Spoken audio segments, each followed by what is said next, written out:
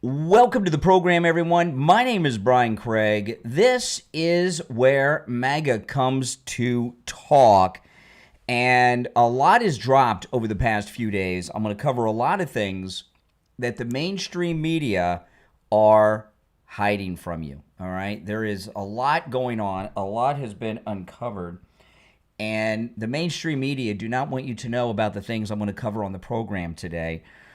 The plot around Charlie Kirk is really intensifying, and we're learning more each and every minute of the program. I'm going to go over things you probably have not heard involving this.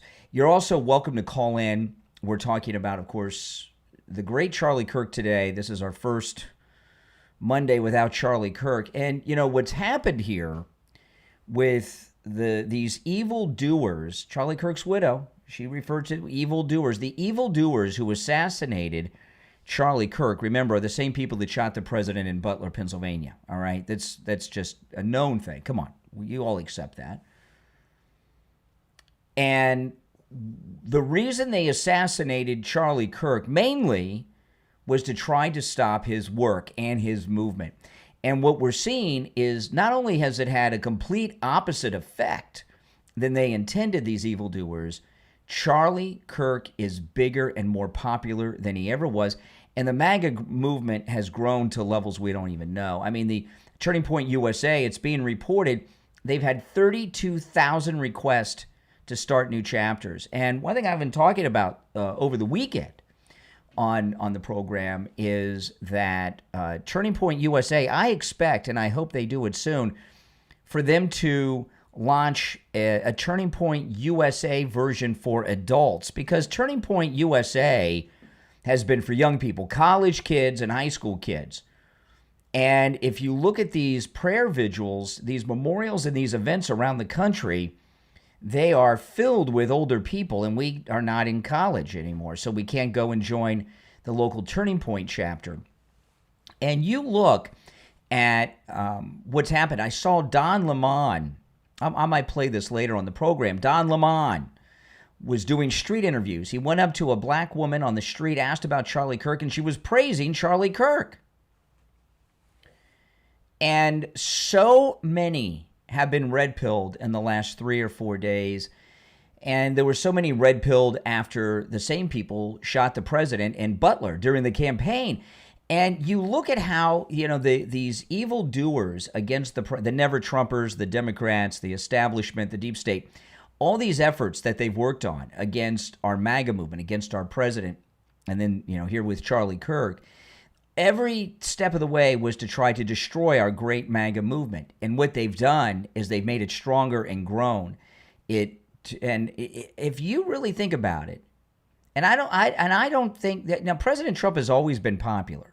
That's why he won against Hillary Clinton, right?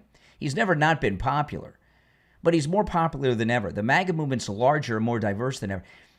What these never-Trumpers and deep staters have done between shooting the president, trying to shoot him again, and then the assassination of Charlie Kirk, about half of the MAGA movement in this country are red-pilled Democrats or people that didn't follow politics that have been red-pilled because of everything they've done to the president and most recently Charlie Kirk. So we already had a major national movement that won us a national election, but they have turned the entire country into MAGA to levels that even Charlie Kirk and President Trump on their own would not have been able to achieve. That's a pretty amazing thing. So let me get into this first story. If you're new to my program, welcome. My name is Brian. This is where MAGA comes to talk. If you're new, subscribe. You know, I have 2 live streams in the morning. If you're watching on the live stream with the green behind me, if you go to my main screen, my main live stream, you can see and hear the video that I play and the articles I share and everything. If you're watching on the green with the green behind me, and there's a link to that stream in the description of the video. So click that link and jump over there and you'll get all the green screen effect. All right, let me go through this first article. This is in the Gateway Pundit. Transgender social media user posting hints of foreknowledge and suspicious out-of-state visitors at alleged Kirk assassin's home raising serious terror network concerns. I'm going to go through this story. And the president yesterday, right before he boarded Air Force One in New Jersey, heading back to Washington, and I will play this later in the program, had mentioned that there's many investigations going on of some various leftist groups. So President Trump is on it. Listen to this. A neighbor's eyewitness account of suspicious activity at accused, this is in the Gateway Pundit, all these articles are on my X. A neighbor's eyewitness account of suspicious activity at accused Charlie Kirk assassin Tyler Robinson's Utah residence, which he shared with a transgender boyfriend, has raised suspicions about possible involvement from out-of-state radicals. Listen to this. Robinson, that's the assassin, all right? So moving forward, and unless I mistakenly read the name, I'm just going to refer to him as the assassin, okay? He turned himself in. The assassin is accused of shooting Charlie Kirk moments after the Turning Point USA founder addressed a question on transgender mass shooters. The question was, do you know how many transgender Americans have been mass shooters over the last 10 years? A leftist attendee asked Charlie Kirk before the single gunshot that would take his life rang out. Investigators are now reportedly digging into the assassin's connections, including his relationship with his 22-year-old boyfriend, who is transitioning from male to female, who they have reported is cooperating with the FBI. The pair shared a modest $1,800 a month townhouse in St. George, Utah, which was raided by law enforcement on Friday. If you're on hold, stand by. I'm going to go through this article, then I will take calls. A neighbor speaking on the condition of anonymity told the New York Post, I can believe that. I mean, you know. Now listen to this. A neighbor speaking, anonymously to the New York Post said this. Reported seeing several people driving vehicles with out-of-state license plates and exiting the home approximately 2 weeks before the shooting. They did not give off a good vibe, the neighbor said. According to a report from Axios, and I'm going to pull that article up too in a minute.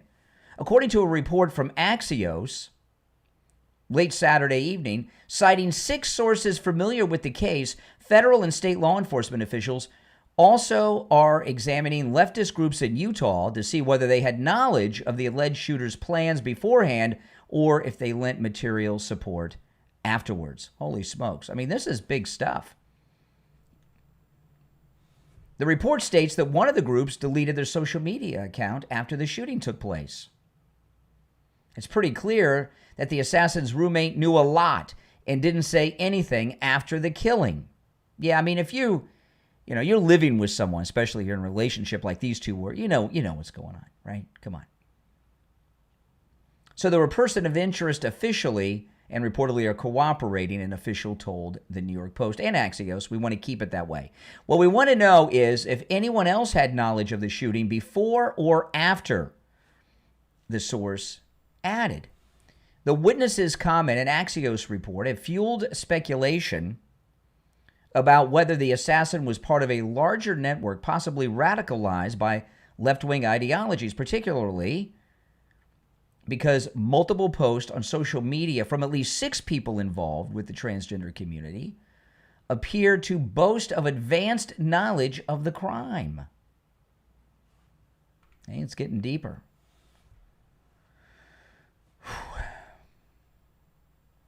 An account with the handle, I'm not sure how to pronounce that, Najra Galves, posted on September 9th, quote, Charlie Kirk is coming to my college tomorrow. I really hope someone, and then they make a threat, which I'm not going to read. A few hours later, they added the update. Let's just say something big will happen tomorrow with an image of a dog that appears to be grinning. So here we have someone posting here of advanced knowledge that something bad was going to happen. Another X account posted on September 5th about something big coming soon, urging followers to check the news. 5 days later, shortly after Kirk's death was confirmed, they quoted the post and wrote, well, that's that, and followed up by saying, another chud bites the dust. See? He was in this cell that they were communicating through Discord, and they've got all the screenshots. Another account that appears to be a related subculture posted on August 6th, September 10th will be a very interesting day. And they've got screenshots of all of these posts. One of just a few users who was following and was followed by Twigs on X had just 195 followers and wrote, quote, we effing did it, as news of the shooting broke. So, we're getting a lot of information. In a second post by another follower, a user responded to the initial report from the Associated Press that Kirk was being treated at a hospital in critical condition. And then they said some things I'm not going to read. But it seemed as if this small group of people were communicating before and after the assassination, before even the announcement that he was gone was made. The Gateway Pundit previously reported a transgender biological male from Utah posted a song on SoundCloud, right? The Charlie Kirk song that's been talked about. So now this article in Axios, I know it's crazy.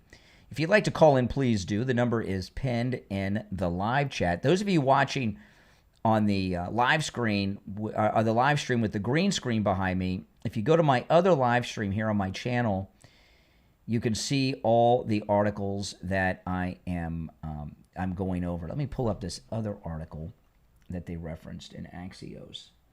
Let me see if I can find it now. Here we go. And we'll go over this one. The link to my other stream is in the description of the video. So if you click that link in the description, it'll take you and you can see all these articles and you'll hear and see the video and audio that I play as well. Okay, here's the Axios article. I mean, this is really expanding. Thankfully, we have an alt media out there. Their headline is, Kirk suspects transgender roommate may be key to motive. Yeah, that's right. We know what the motive was. But what we're finding out now is that there was this larger group of people, including, who were these people with the out-of-state plates at the assassin's townhouse in the weeks before? You're on the air. What's your name? Where are you calling from? Hi, my name's Earl. I'm calling from New Jersey. What's on your mind, Earl? Yeah, so you were talking about, there's like a network. Do you remember, I don't know, whenever that was that they said Donald Trump was sick and Tim Walz gave that, speech and he had a blue shirt on and he said something about big news coming? It might not be big news now, but big news is coming. Do you remember that? It was like a week or two ago. No, it wasn't about this. He was, he said, what he said was, it kind of ties into it. Now, what Tim Walz said that was very inappropriate. The president, he thought, was President Trump wasn't sick. He didn't do any live press conferences over a weekend, over the holiday weekend. And Tim Walz was joking around that he was hoping he'd wake up to some good news. And I'm not going to say what he was referencing, but you can figure it out. He was talking about the president. Yeah, the liberals are sick. Yeah, I mean, I swear it's a huge network, Ed, but I believe it's just one source that's, and these are just branches. I mean, all the way back to the George Floyd thing. I think Soros has a huge network, and I think other countries are involved, and I don't know how we even stand up to this. I think it's bigger than what we have the capacity to go out, seek, and destroy. Maybe. You understand what I'm saying? Maybe, but that doesn't mean... We need bigger allies. But that doesn't mean you don't expose who you can. We just can't say, oh, well, it's too big. You're and right. Listen, I've been listening to you for years. I'm a truck driver. I just want to say I'm a huge fan. I support you 100%. I really appreciate that you've been on this platform for so long. And please keep doing what you're doing. God bless you, man. I appreciate it. Our truck drivers are hardworking guys.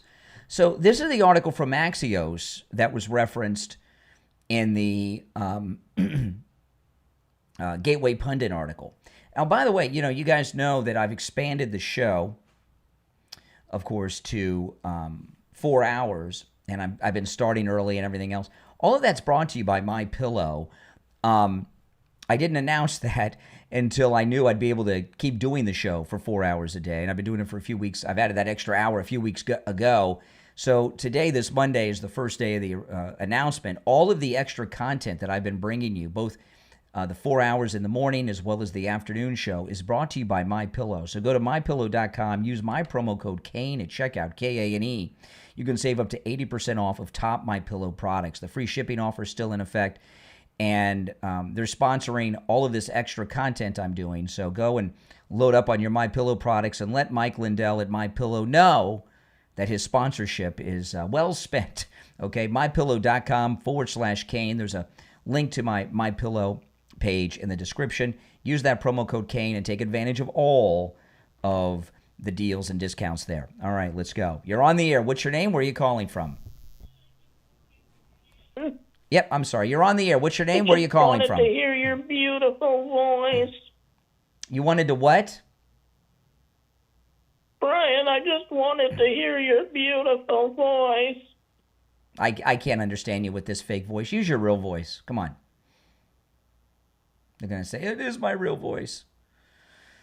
I tell you, here we have a man in a box in a mortuary awaiting a funeral who was assassinated by a Democrat. And what do we got going on here? You've got these idiots dancing. You've got these creeps. What has happened to this country where we have so many unhinged lunatics out there just behaving in sick, twisted ways since all these things have happened? Now, I wanted to share with you. Let me pull this up. This is a photograph of the assassin. Does that look like a MAGA guy to you?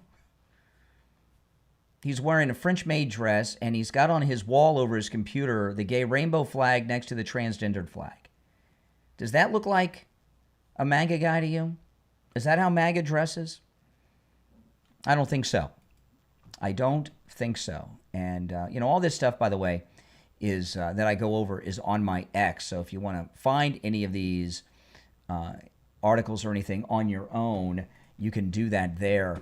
Let me pull up the Axios article. Okay, so here's the Axios article. It's about the assassin's boyfriend, the transgender roommate. Authorities are investigating whether the assassin suspected of killing Charlie Kirk, this is an Axios, believed Charlie Kirk's views on gender identity were hateful to people like the assassin's transgendered roommate. 6 sources familiar with the case tell Axios. Investigators believe the assassin's anger at Charlie Kirk's views could be a key establishing motive for the slaying of the controversial activist whose death sent shockwaves through American politics. Now, Axios is liberal, so some of the phrasing, their word choice and everything is very liberal, controversial. What was controversial about Charlie Kirk? Each of the 6 sources familiar with the investigation told Axios that investigators believe the assassin had a romantic relationship with his transgendered roommate. Axios sources said investigators initially wanted the information about the roommate's gender identity kept quiet because that person is being extremely cooperative with authorities, they say. The roommate was aghast at the slaying when speaking to investigators and shared electronic messages sent by the assassin, one of the sources said. Any of you believe that? This guy didn't just go out and take one shot and hit. This is something he's been building up to for a while. The messages they turned over, that's what happened. Oh my God, no, the roommate said, according to the source. And here's the messages. The phone messages indicate a sender listed as Tyler had mentioned that after the shooting, he had wrapped his rifle, this is the assassin, had wrapped his rifle in a towel and stashed it in some bushes near Utah Valley University, where the shooting occurred. Governor Spencer Cox said Friday during a news conference. The assassin also told the roommate in writing that the rifle would have to be retrieved. Federal and state law enforcement officials also are examining leftist groups in Utah to see whether they had knowledge of the shooter's plans beforehand or if they lent material support afterward. The political ideology of the assassin, age 22, were subjects of intense online debate. Some conservatives have insisted he's an unhinged leftist. Liberals have pushed back by pointing to his conservative upbringing. Now, again, let me pull up this photograph of him. I mean, his boyfriend's transgender, and this is a photograph of the assassin. That is not a MAGA guy. I'm here to tell you, that is not a MAGA guy. They can say that all they want. They're doing the Goebbels, the Goebbels technique. Repeat a lie often enough, and people will believe it. If you'd like to call in, the number's pinned in the live chat, 888-465-2631. And if you're watching on the live stream with the green screen behind me, if you go to my other stream, you can see all the images and videos and audio that I play, including the image that I'm showing right now of the assassin in a French maid's costume with the transgender flag and the rainbow gay flag.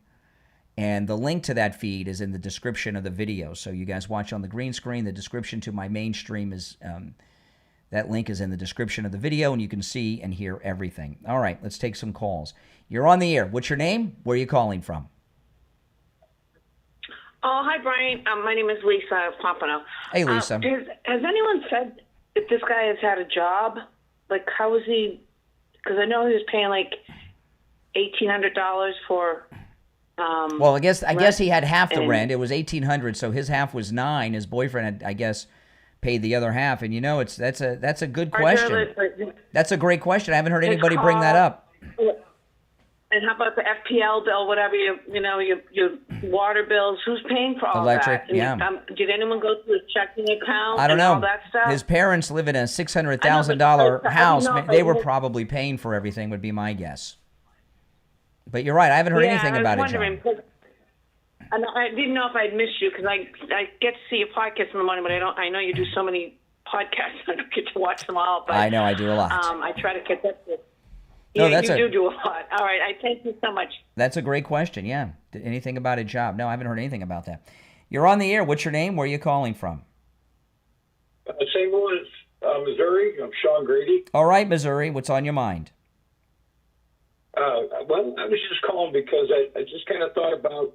I've been thinking a lot lately about the things that have been going on, and it's just I'm 62 years old, and I grew up in a different America, I feel like, and I just can't help but, I wonder, and I'm just kind of throwing this out there, I agree with basically the conservative beliefs today. I was raised Democrat. Yeah. And where I'm sitting today, I guess the presidents that I probably appreciated the most were the ones that were capable of reaching across the aisle. Ronald Reagan, he reached across the aisle. Yeah. And I'm a Bill Clinton fan. I'm sorry, I'm going to catch a lot of criticism for that, but the man reached across the aisle and was able to work with the Republicans and balance the budget. Yeah. Well, that was a long time ago. We're in a different place now. I know, and that's the thing that amazes me because it's just it's basic good and evil, and I just feel like, I really feel that, Trump would be a rock star if he could just humble himself to say, look, the Democrats, knock it off, we're going to walk across the aisle here, and we're going to get this done. Because wait a minute. You're going to walk, how do you walk across the aisle and work with people that, excuse me, let me finish the question. These are people that are telling us that Charlie Kirk is responsible for his own assassination. How do you walk across the aisle and make deals with lunatics like that?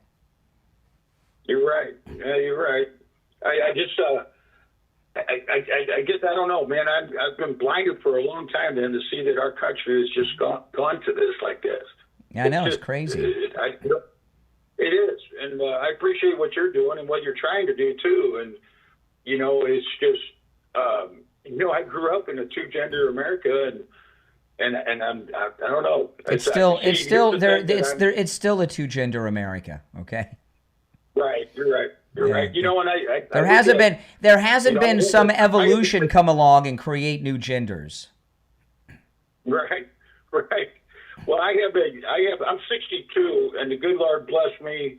I have a 6-year-old, and I say that because I was fixed 26 years ago. My other kids are grown. Yeah. And the good Lord blessed me with a 6-year-old, and I mean, and I think about, I'm a realist, in the sense that I look at, what I'm leaving my son, and it's disheartening sometimes when you think about it, because I want him to experience the things, Brian, that you and I did. Well, the country is very MAGA right now. These Democrats are vocal and are acting out, but they're small in numbers. That's why they're acting out so much. The Democrat Party is a sell. Hey, listen, thanks for calling. Great call. I appreciate it. All right, call me again sometime. Yeah, if you're watching live and you want to call, the number's pinned in the live chat. You're on the air. What's your name? Where are you calling from? Okay. Well, he thought better of it. So, as this goes on, we're getting more and more information. Here's another article. It's in a Gateway Pundit. The headline, quote, "We effing did it. Ex-user connected to the assassins' alleged boyfriend celebrated Charlie Kirk's death in the moments after the shooting." See, we're now moving into, was there a cell? And the more you see, it looks like there was some type of, I don't know, some are calling it trans Tifa, but some type of cell that this monster assassin was connected to. You're on the air. What's your name? Where are you calling from?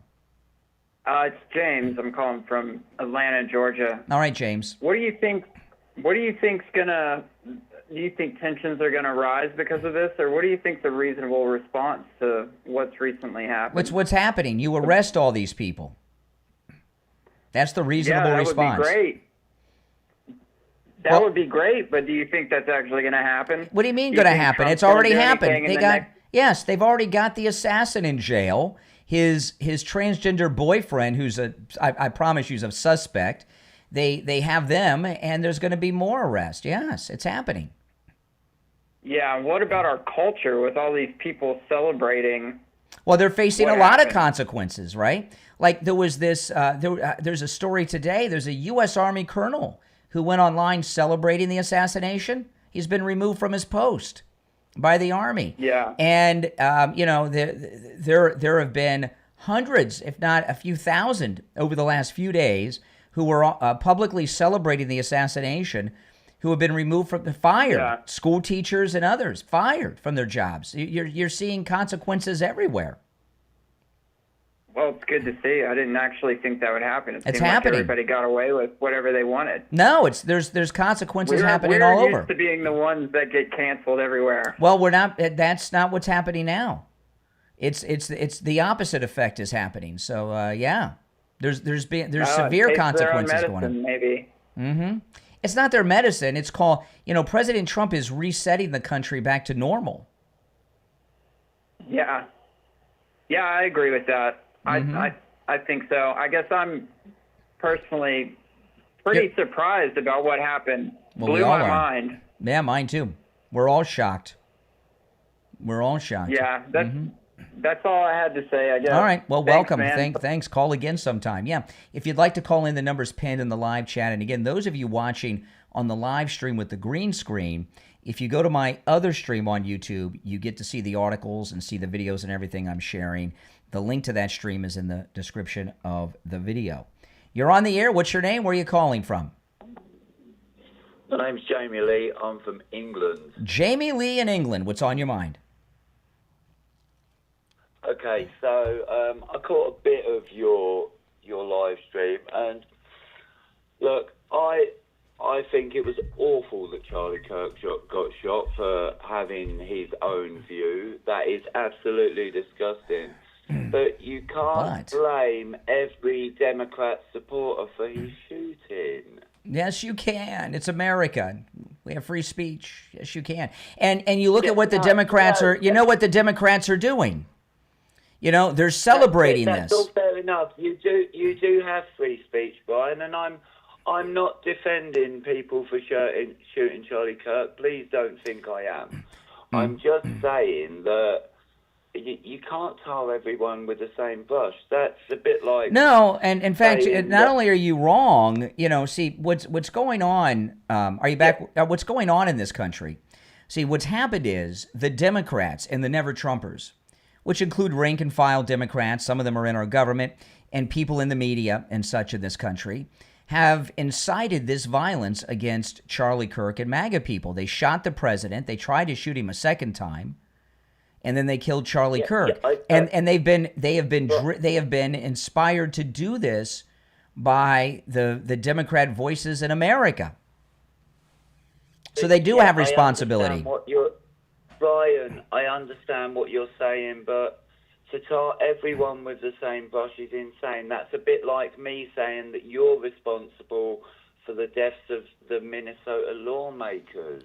I don't think the Minnesota lawmakers, the murderer with the Minnesota. See, this is one of the big lies the media have been pushing. The murderer of those Minnesota lawmakers was no MAGA guy. He was no Republican. He had a statewide job that he was appointed to by Tim Walz. He was appointed previously by the Democrat governor before Tim Walz, who ran with Kamala as vice president. He had flyers in his car for the No Kings March that he was a supporter of, and he had an assassination list with 50 pro-life activists. He wanted to kill Republicans. So he was no MAGA guy. He was no Republican. That's a lie. He was a liberal. He was a Democrat. Look, Brian, I think you're taking my stance wrong. I disagree with the killing of anyone. I'm not a person who agrees with killing people for their views, but you can't say every Democrat supporter is responsible for violence. Well, see, we can't take. Let me tell you something. I cannot take any advice on how we should respond from someone from England, because your country has fallen and has been turned into a Muslim country and taken over by lunatics. England barely exists anymore. I mean, I saw I saw the events with Tommy Robinson and everything over the weekend, but England has fallen. Yes, and I might not have the right to say something about what's going on in America, but I do think that to have a stance saying that everyone is responsible. The Democrat Party is responsible. Absolutely, the Democrat Party is responsible. Hey, listen, I appreciate the call. So I pulled this up, and you can Google all this on your own. This is the assassin from Minnesota that they keep trying to tell you is MAGA. The man the authorities are calling the No Kings assassin, he's 57-year-old Vance Luther Bolter. He was in court. He had a hit list with 50 pro-life activists on it. He was not MAGA. He was not a Republican. He had a state job that he was appointed to by the current and the past Democrat governors of Minnesota, the most recent Tim Walz, okay? And that's one of these lies that they just keep promoting. You're on the air. What's your name? Where are you calling from? Hey, my name's Paul. I'm from Michigan. I was just wondering, what are your thoughts on Charlie Kirk getting assassinated after trying to get the Epstein files released? Do you think anybody else is going to pick up that agenda? No, because that's a stupid thing you just said. Really? I just you just want to say Epstein and Trump and get all that discussion going, try to divert because you're a twisted person. I don't know how I upset you. Yeah, no, you didn't upset me. You just are a weirdo. You're on the air. What's your name? Where are you calling from? You're on the air. What's your name? Where are you calling from? All right, once, twice, you're out. If you're on hold, hang in there. So what I'm going to be going through on the program today is a great many of a story that they don't want you to know. Look at this. His transgender boyfriend that he lived with. Look at this. Trans partner of Charlie Kirk assassin praised Joe Biden. This is, of course, before the assassination of the great Charlie Kirk. It was assassination. And this furry lifestyle, which I never heard of before. The transgender partner of Charlie Kirk's assassin shared a post online showing support for Joe Biden. This is in the Daily Mail. The 22-year-old wannabe pro-gamer and transgender roommate of the assassin, made a remark in a Reddit post. It's now been widely reported that he's transitioning genders and was in a romantic relationship with the assassin. And they go through all of these things. So you got a gay assassin whose boyfriend, girlfriend, whatever, is transitioning from male to female, right? Praising Biden. That's your motive. That is your motive. It's all right there. And I know they keep telling us, oh, well, you know, why do these things matter? Because these are the things that led to the assassination. And, you know, to the caller from the UK, you know, where all this has come from is that the left have been riling people up. They have incited this violence. And they haven't even stopped, right? The things that he had etched on his bullets were things that they say regularly in the mainstream media about MAGA Republicans. It's like we were talking over the weekend. Dinesh D'Souza made such a good point. Charles Manson never murdered anyone, but he incited others in the Manson family to do it. That's what the left are doing. They're inciting violence against people. The president, and most recently, Charlie Kirk. You're on the air. What's your name? Where are you calling from? You're on the air. Hello, this is Ashley. Can yes, you hear me? yes, I can hear you, Ashley. Turn down the volume in the background of whatever device you're listening to me on. You're on the air. This is Ashley. There's a delay, so you got to turn down the volume in the background. Go ahead, Ashley. Oh, it's your show. Sorry, I have it loud. So There's a delay, yeah. Okay, go ahead. You're on the air.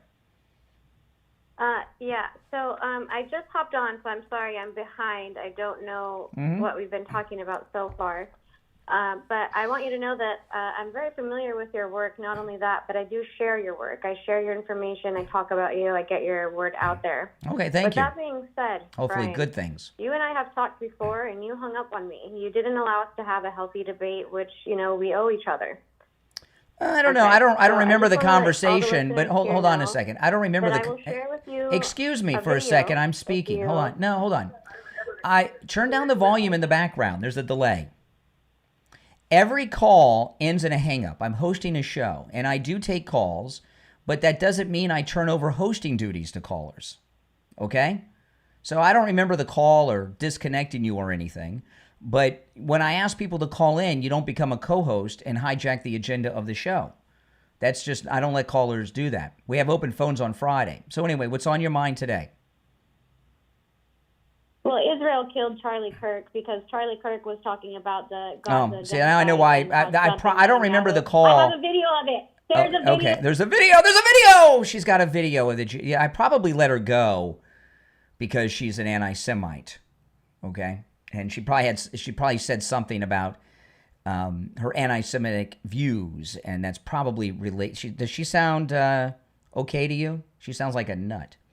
You're on the air. What's your name? Where are you calling from? Hi, I'm Aaron. I'm calling from Florida. All right, Aaron. Yes, you're on the air. You're on the air. Okay, yeah. I was curious. Here we go. Since you're talking about, sorry. Go ahead.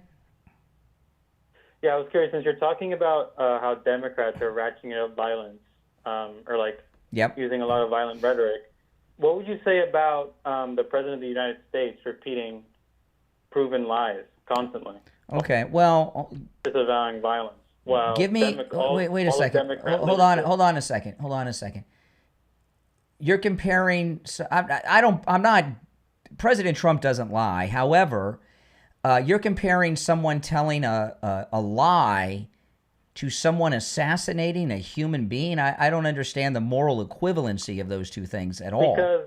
Because when explicit lies are intentionally spread to incite violence, like this is how the reason why stuff like this is starting to happen, it's because Republicans are completely unable to. See, this is the problem with the left. You know, you're justifying the assassination. You just did it. I'm not. No, I'm not. I think the assassination was terrible. It was horrible. Oh, I'm glad I asked. Yes. Yeah, I hear I hear the grief in your voice. Well, it is. I think all deaths, especially politically motivated deaths, are an extremely terrible, gross But you're thing. comparing President Trump to this Democrat assassin of Charlie Kirk. I don't understand that. That doesn't even make sense. Because, like I'm going to say, Trump used his rhetoric to incite, I know you're not going to like me saying this, but to cite an insurrection on J6. Okay, hold on a second. I missed this. Hold on a second. There was an insurrection in this country? The government was overthrown? When did that happen? Does an insurrection have to be successful for it to be an insurrection? Well, I missed this insurrection you're talking about. J6? January? Okay, what insurrection? What happened that was an insurrectionist activity on that day? I've got 30 seconds until the radio show starts, so I'm going to keep you on. But we got to have a little silence. Don't lose your thought, okay? Because we're going to be switching over to the radio station in a few seconds, and I'm going to open up the show, and then I'm going to go back to you on our conversation. All right? So stand by. Okay, where can I see? Just stay right here. If you go into the description of the video, click the link in the description. I'll come up. All right, stand by.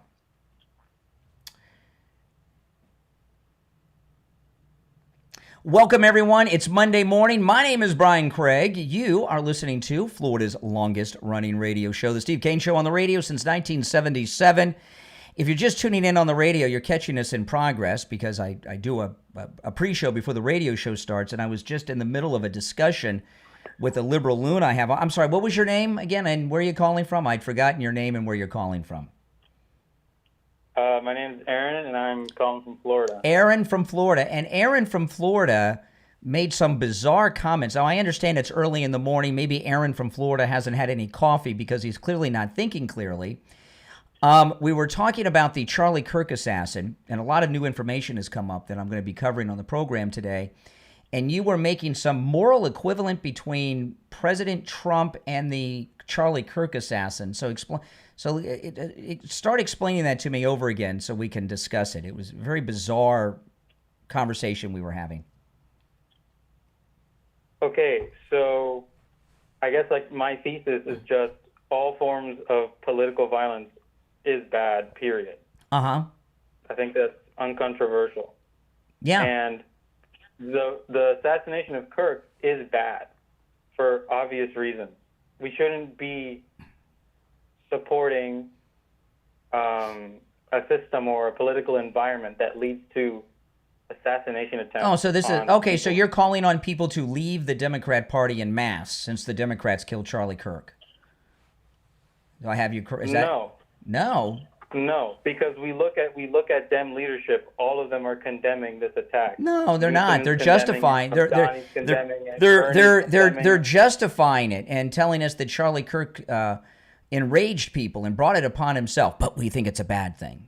No, that's What Dem leadership has said that? All of them. In fact, Can you give me a specific quote and example? Yeah, absolutely. Democrat saying that. Yeah. Not a random person online, someone in leadership. Yeah. Well, the Jasmine Crockett and others have all said that Charlie Kirk said hateful, racist things. Okay, you can say that he said racist, hateful things, which he didn't do. And those are justifications. Those are justifications for his killing.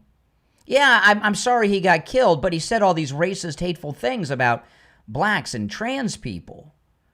So, in fact, one of them, was it Jasmine Crockett who says, well, you oppose the Second Amendment and then this happens, right? So, yeah, so they say under their breath that they're sorry he's gone, but then they give a list of reasons that he's responsible for his own death. Isn't this the exact thing Republicans do all the time? No. Every single day? Give me an example of of Republicans going out there killing Democrats. Well, the thing is, I'm going to bring up examples of it actually happening, and you're just going to deny it by bringing up conspiracy. Well, I've missed the stories of these MAGA people going around murdering Democrats. Melissa Hortman. Okay, this is one of the biggest ones. Okay, let's stop on that one first. You're talking about the Minnesota lawmakers. This is the most common one told. The Minnesota lawmaker you're referencing was killed by a Democrat who had a state job that he was appointed to by Democrat Governor Tim Walz, who ran with Kamala, and he was also appointed to that job the first time by the Democrat governor previous to Tim Walz. In his car, he had a stack of No Kings protest flyers, and he had a kill list of 50 pro-life people that he was going to assassinate. 50 pro-life people. That doesn't sound like MAGA to me. I maybe you misunderstood the question. I said, give me an example of MAGA people running around killing Democrats. You guys, the Democrats killed Charlie Kirk, and they shot President Trump in Butler. Here's the thing. We look at, because what you're explaining to me sounds nice if you don't know any of the facts. No, I told you the truth. Don't know. Why did he have a kill list? Why did the guy in Minnesota have a kill list with 50 pro-lifers? How many Democrats were on that kill list? Do you even know? Well, then you're telling me he's not MAGA. He was just a psychopath killing all kinds of people. That's not MAGA. Charlie Kirk was specifically murdered. Excuse me. Charlie Kirk was specifically murdered by a Democrat gay man who's in a romantic relationship with a transgendered male becoming a female. He was directly assassinated because of his beliefs. You're telling me about some random lunatic who was trying to become a serial killer. That's not MAGA. That guy's not MAGA. But we can see their testimonies in court. Everything they're describing are just conspiracy theories fueled by things said by Republicans. Where's the MAGA person that's out there shooting people? Where's the MAGA people targeting Democrats? The guy that attacked Paul Pelosi during his testimony. A homeless gay man, a homeless gay man and drug addict on the streets of San Francisco attacked Paul Pelosi. You're telling me that's a MAGA guy? Are you out of your mind? How pathetic. Do you even know what his testimony was in court? Do you even know what he explained why he was doing that? He's an insane person who is a gay, homeless, drug addict living on the streets of San Francisco. That is not a MAGA person. I'm going to say again, did you read the testimony? Well, in court. It doesn't matter what he lied. So, the best you have is some gay, drug-addicted homeless person living in alleyways in San Francisco? You think that's a MAGA person? Oh, my goodness. Where do you get these ideas? Rachel Maddow, MSNBC? I don't watch MSNBC. Hey, you sound like you do. Okay, well, you get it from somewhere. I mean, everything you said is pretty bizarre. Hey, listen, I want to welcome you to the program, and call me again sometime, okay? I'm always open to talk to liberal idiots. Oh, my goodness. Oh... You're on the air. What's your name? Where are you calling from? You're on the air. What's your name? Where are you calling from? Once. Twice. All right. You missed your chance. Hold on a second here. I'll go through some of these lines. Oop. You're on the air. What's your name? Where are you calling from? You're on the air. Can you... Oh, I'm sorry. I'm hearing you double right now. Anyway, I just wanted to make a point to the Englishman that was talking. Yeah. So. Yep. You got to turn down all of these things that have occurred. Yeah. You got to turn down the volume of whatever device you're listening to me on in the background. You got to listen on your phone. All right, I got it. You got to listen on your phone. There's a delay. Yeah, I'm hearing that now. I got it. Mm-hmm. I think it's fixed. Okay. Anyway, the rhetoric that has been used against the right for the last, probably since like 2015, 2016, the fascists, the terms we're talking about, and things like the George Floyd incident that caused I don't remember, it was in Minnesota, the whole city got burned down. But anytime anything happened bad on the left, cities are burned down, public or people's businesses are destroyed. As soon as something happens, Trump's attempted assassination, Charlie Kirk's assassination, what happens? There's vigils. There's people coming together for a common purpose rather than violence. I think that in itself poses the obvious difference between the two. You mean MAGA You mean MAGA in the aftermath of this god awful assassination hasn't burned down cities and looted stores and businesses? Yes, correct. Exactly. Yes. Yeah, and I think that's the biggest point of Indeed. The ideology on the left is pushing violence like crazy based on their rhetoric. We're not running around calling them Nazis or correct general terms of people that you would think, okay, it's all right to hurt this person because they are this thing. Yeah, you're absolutely correct. And then shutting down speech. Mm-hmm. They don't want to have communication. They don't want you to talk. They're just going to label you this so that there is no reason to talk because you don't talk to a person like that. And I think that's the boiling point why the left has become so much more violent than the right. Well, part of it is they're acting out too because they have lost power, and they're a tiny little group in exile, and they're unhinged anyway. But now that they're almost faded away into non-existence, they've lost their minds. They're acting out. Yeah. And I'm hoping it continues because we've got like 10 years. No, I don't want this to continue. Back on track. I don't want this to continue. No, I mean like that they don't have power. Yes. That's what I mean. Yes. I think it's going to take a long time for us to get back on track and things to normalize. And the left needs to take a look at itself and distance itself from the radical left. That's for sure. That's right. All right. Hey, listen. Welcome. I got to run for a break, but thanks for the call. Now, if you're on hold, hang in there. It's Monday. We're back live. A lot of new information is dropped. A larger conspiracy around the assassination of the great Charlie Kirk is beginning to emerge, and I'm going to be covering that throughout the program today and taking your calls. First of all, I want to talk about Mike Lindell and MyPillow. You know, MyPillow has incredible deals going on right now, and if you want to support this program, go to MyPillow.com and use our promo code Kane at checkout, Kane. Every time you use our promo code Kane, you're getting great products from Mike Lindell, whether it's the pillows, the blankets, the sheets, whatever it may be, the towel sets that are back in stock, but you're also supporting the program at the same time. And it is fall. It's a great time to start doing your fall shopping. You can use our promo code Kane at checkout, Kane, on all the specials at MyPillow.com. However, as we're starting to move towards the cooler months, you know, MyPillow has an incredible line of blankets that are as low as $25. They have many different types of blankets, some for the bed, some for the bed, throw blankets for your couch. They have every type of blanket you can imagine, as low as $25 with our promo code Kane at checkout. And there's also the free shipping offer is still in place. So go to MyPillow.com.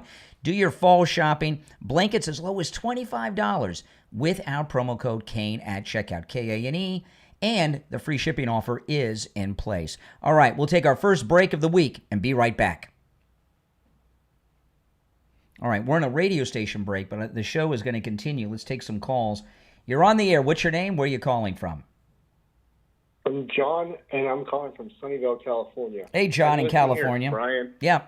Yeah, Brian. Yeah, you literally just call everyone liberal, stupid idiots, and you keep bringing up Charlie Kirk's assassination. I think you're stroking hate and fear into the entire populace. I don't know why you would do that after literally this event. I don't know why you would just keep stroking this flame, but you're literally the problem with this country. I don't know who made you famous or gave you a radio show, but dude, you need to stop. Stop what? Stop sharing my opinions? Because you don't like them? Literally called you literally want to poke, you literally want to literally get up in people's face and cause this level of dramatic, and then dude, you're trying to start violence. You guys are the ones doing the violence. The Democrats killed Charlie Kirk and shot the president. Democrat, dude. Hey, I'm not a Democrat. I didn't say you. I said the Democrats. I said the Democrats killed Charlie Kirk. Yeah, it's us versus them, right? It's not classism. It's not populism. It's us versus them. It was a political assassination. No. What was it then? The politician is Charlie Kirk. Was Charlie Kirk a politician? Yes. Was he? No. Yes, he was very. In fact, Charlie, last night at the vigil at the Kennedy Center, Bobby Kennedy. Was he a politician? Yes or no? I'm not here to listen. This is not a yes or no answer. I'm not on a witness stand. It is a yes or no answer. Well, on your show, I'll call in and I'll have to answer yes or no. But on this show, we give deeper answers. Yes, Charlie Kirk was a politician. He was many things. Bobby Kennedy Jr. last night at the vigil for Charlie Kirk at the Kennedy Center said that Charlie Kirk was responsible for him joining up the MAGA movement with President Trump. That's politics, yes. Anna Paulina Luna, Republican member of Congress right here from Florida, started out working for Charlie Kirk at Turning Point USA, and he got her in Congress. Yeah, so he was definitely a politician. See how the left, George Orwell, they changed the meaning of words? To be a politician, you've got to hold elected office. That is not the case. If you're on hold, stand by. There's one opening on the board. We're going to be back in about 30 seconds. And this is a commercial break on the radio, but we're still live here. There's one opening. If you want to call, the number's pinned in the chat. If you're watching on the live stream with the green background, if you jump over to my other stream here on YouTube, you get all the benefits of the green screen effect. You get to see and hear the articles and videos that I play. There's a link to my main feed in the description of the video. So if you're watching on the green screen, go there and click that.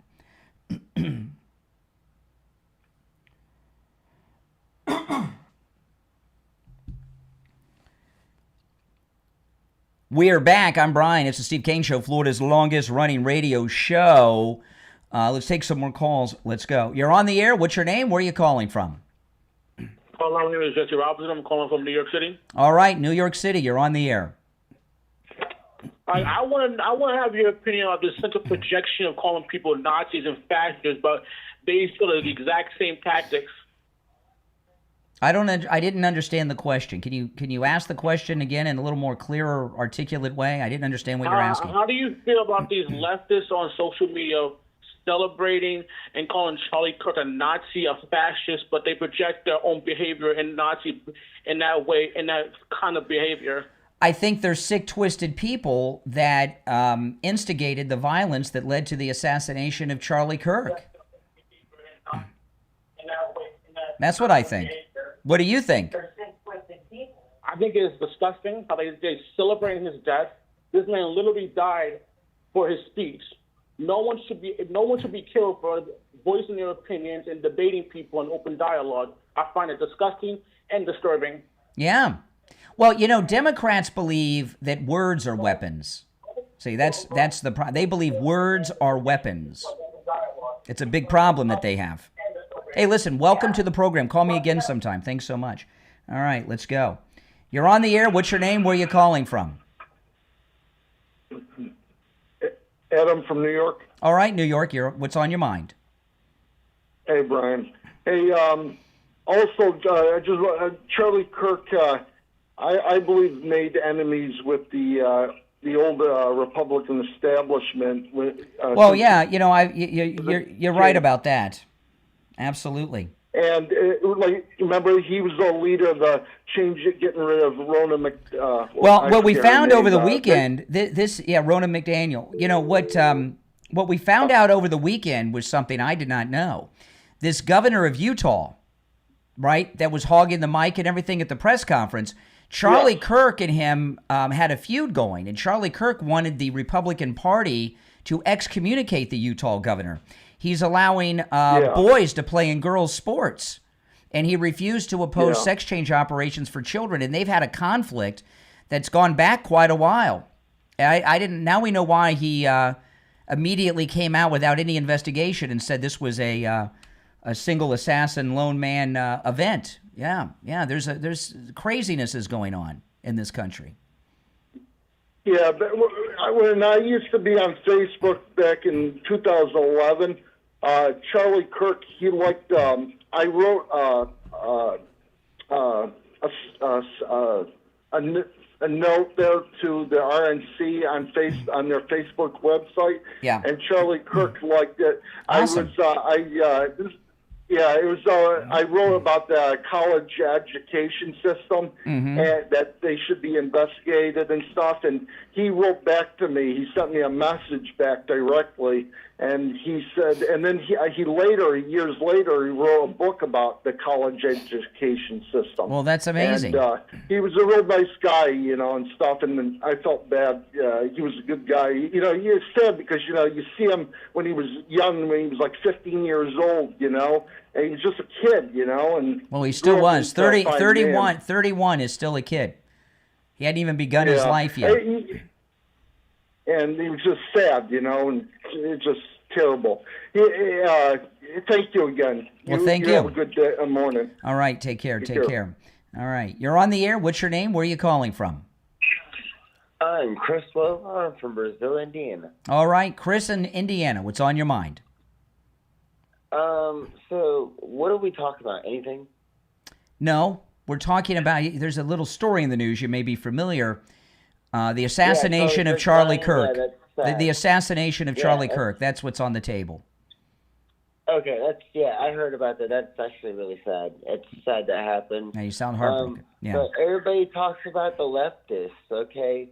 But it doesn't matter about left or right. It matters about what demonic or what demons are taking place inside of that person at that point in time. So basically, demonic spiritual warfare. Well, the assassin of Charlie Kirk is a gay man who's in a romantic relationship. Excuse me. Well, maybe not every. A minute ago, you didn't know anything. Now you know. A gay man killed Charlie Kirk. He's in a romantic relationship with a transgendered man. Okay. Now we're finding out that there very well may have been a cell that he was a part of that led to this assassination. So no. The Democrat ideology, the leftist ideology of the assassin and his cell is very relevant. And a lot of people want to make that not relevant because the Democrats are trying to absolve themselves of any responsibility of having incited this assassination. But we're not going to let that happen. We're going to point out the truth. True. So basically, it was a planned assassin. What? It was a planned assassin, basically. Obviously. Oh, wow. He even had change of clothes with him. Yeah, of course it was planned. You think he just woke up in the morning and did it? About the bodyguard. I seen the part about the bodyguard where Charlie Kirk's wife points out where he didn't do anything. Well, what was he going to do after the shot was fired? Well, that's the thing. The bodyguard didn't do his job. What do you mean? He has psychic bodyguards that could see into the future as to what was going to happen? What could the bodyguard have done?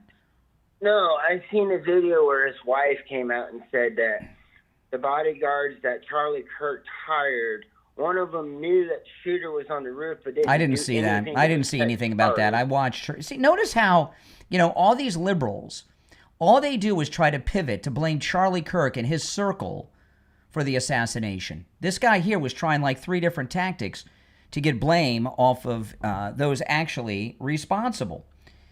You're on the air. What's your name? Where are you calling from? Hi, Brian. It's Amber from Boca. How are you? All right. What's on your mind, Boca?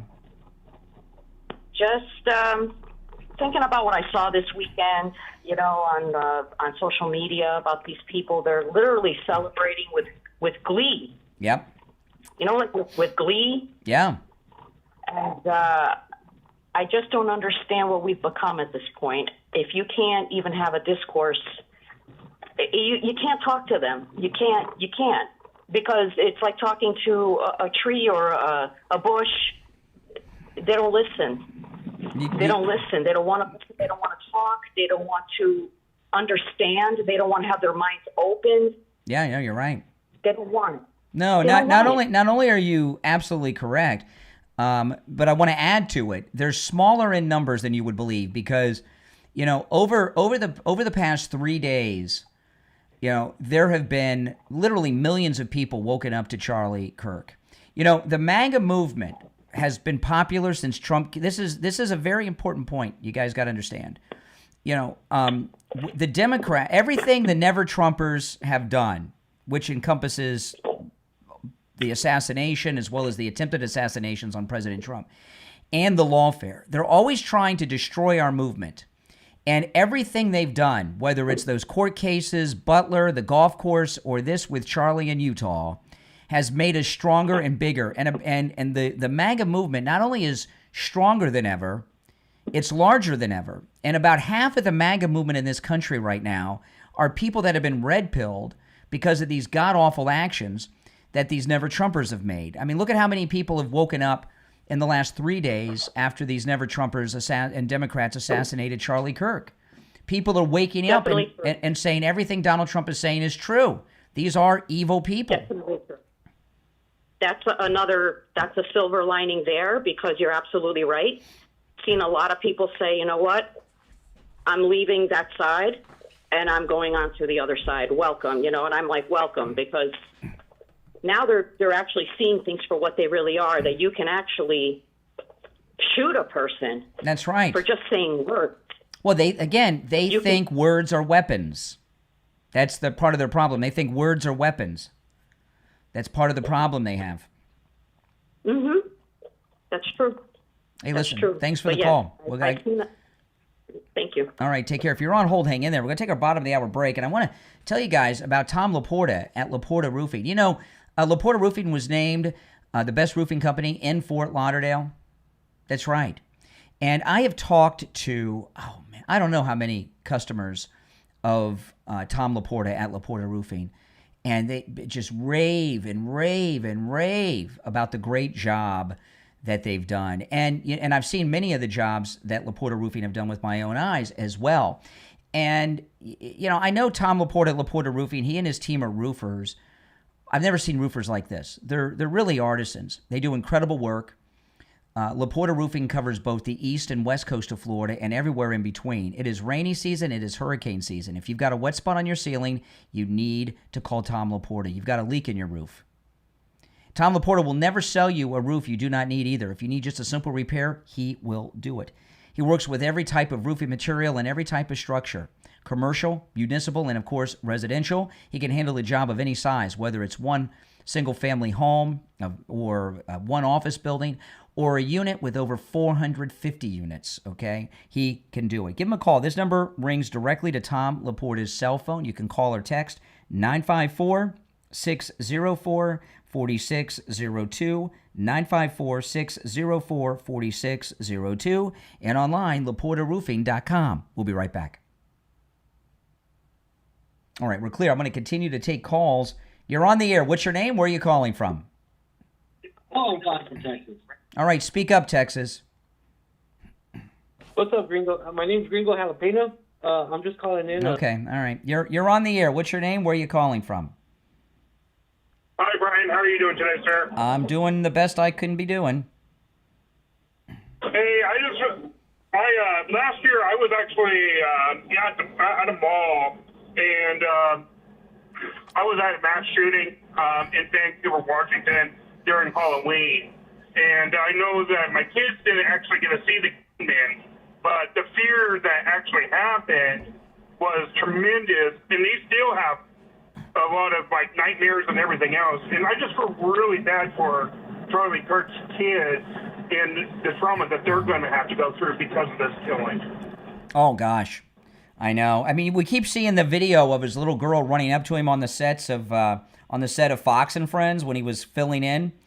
And, that girl's going to grow up. She'll probably have a show on Fox in 20 years, I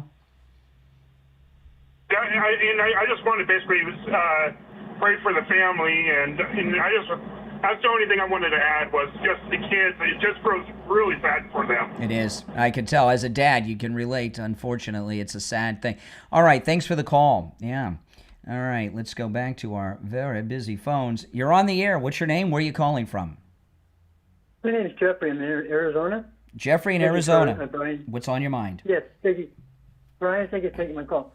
I was just listening to some of these callers. I didn't realize how many dumb people there are and so blind. I mean, this has been going on for a while. These Democrats have been destroying our country for so long. Yes. Every time one of them is in charge, I'm almost 70 years old. Every time one of these guys get in charge, they hurt the people. They destroy our country. They strip us blind. And nobody does anything. They never get in trouble. They do all this stuff. They lie, they do all this shit. and nothing happens to him. Never. That's right. Nothing ever happens. Well, no, something is happening. Ridiculous. There's all kinds of things happening. We have the assassin in custody. His transgender boyfriend is, the police got him. President Trump, when he before he boarded Air Force One yesterday in New Jersey, said that they are investigating multiple organizations for their role in this assassination. No, there's a lot happening, and people are being... Yeah, no, there's a lot happening. You know, they need to take some of these political people out of Washington, but they're crooked, they're liars. I mean, they've been that way for years, and nothing ever happened. Mm-hmm. They've destroyed our country. They've done it on purpose. It's just so sad. Well, no, what they don't realize in their efforts to destroy the country, they're actually making it stronger, because Donald Trump's MAGA movement right now is larger than it's ever been because of all these terrible things that they've done. Yes. And, Charlie was a great man. He was a man of God, man of the people. He talked the truth. He tried to open people's eyes to the truth of what's going on, and then mock him for that. Yeah. They cut him down. When you talk about sin and you call it good, then there's something wrong with those people. Yeah. Sin is not good no matter what form That's right. it comes in. Well, listen, I appreciate the call. I got to move on, but take care. We're in a radio station break we're coming back from in just a few seconds. If you're watching on my live stream with the green behind me, I have 2 live streams going. If you go to my other live stream here on YouTube, you get to see the video and the images and everything I show. There's a link to that stream in the description of the video. We'll be back in 10 seconds. Stand by.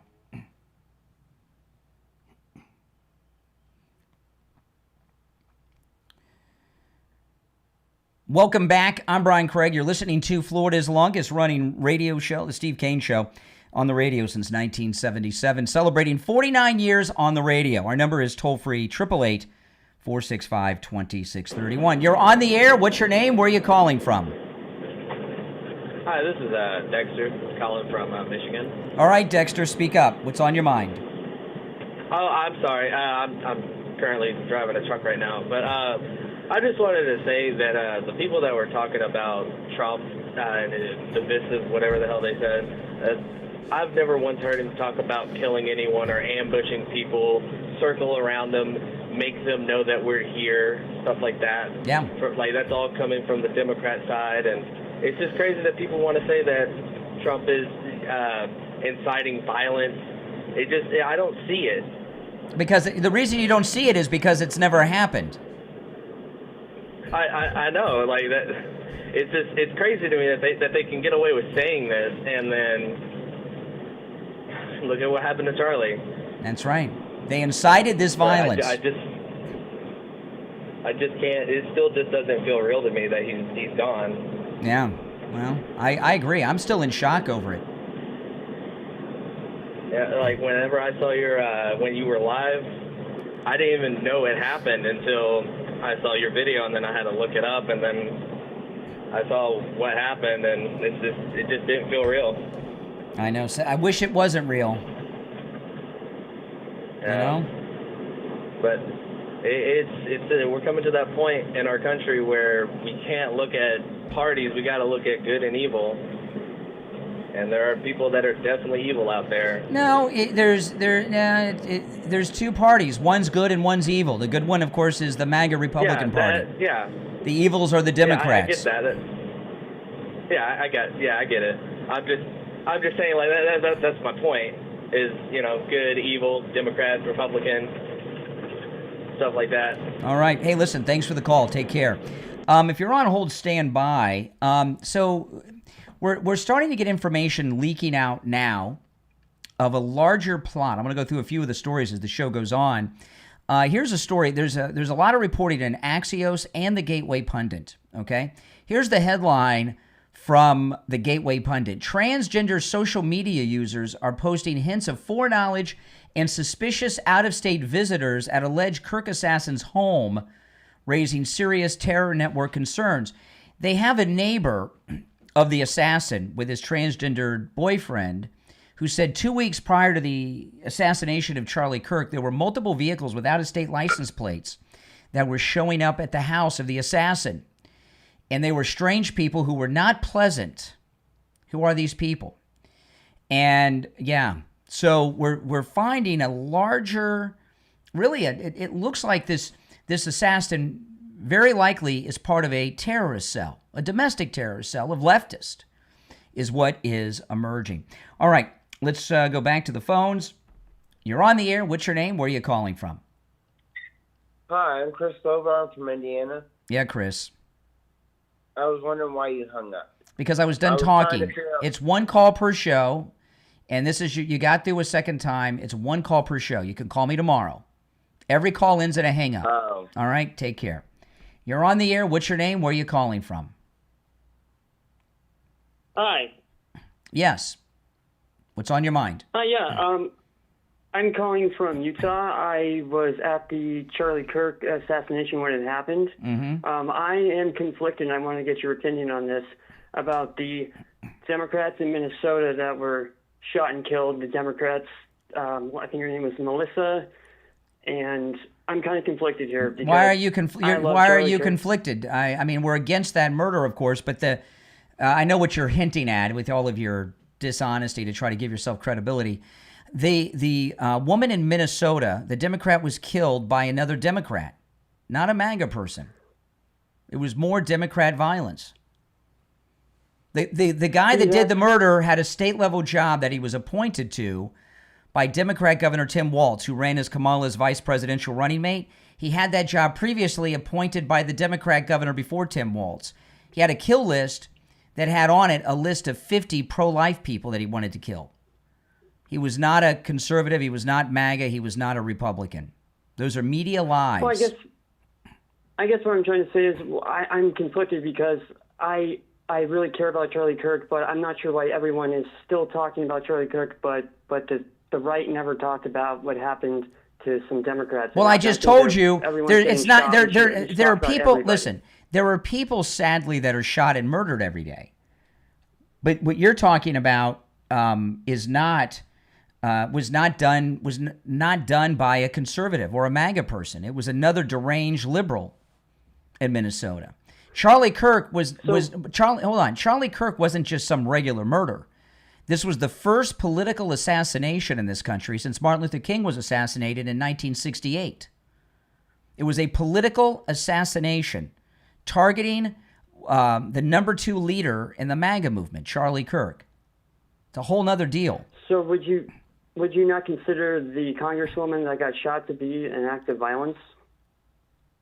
You talking about Gabby Gifford? No, I'm talking about the in Minnesota.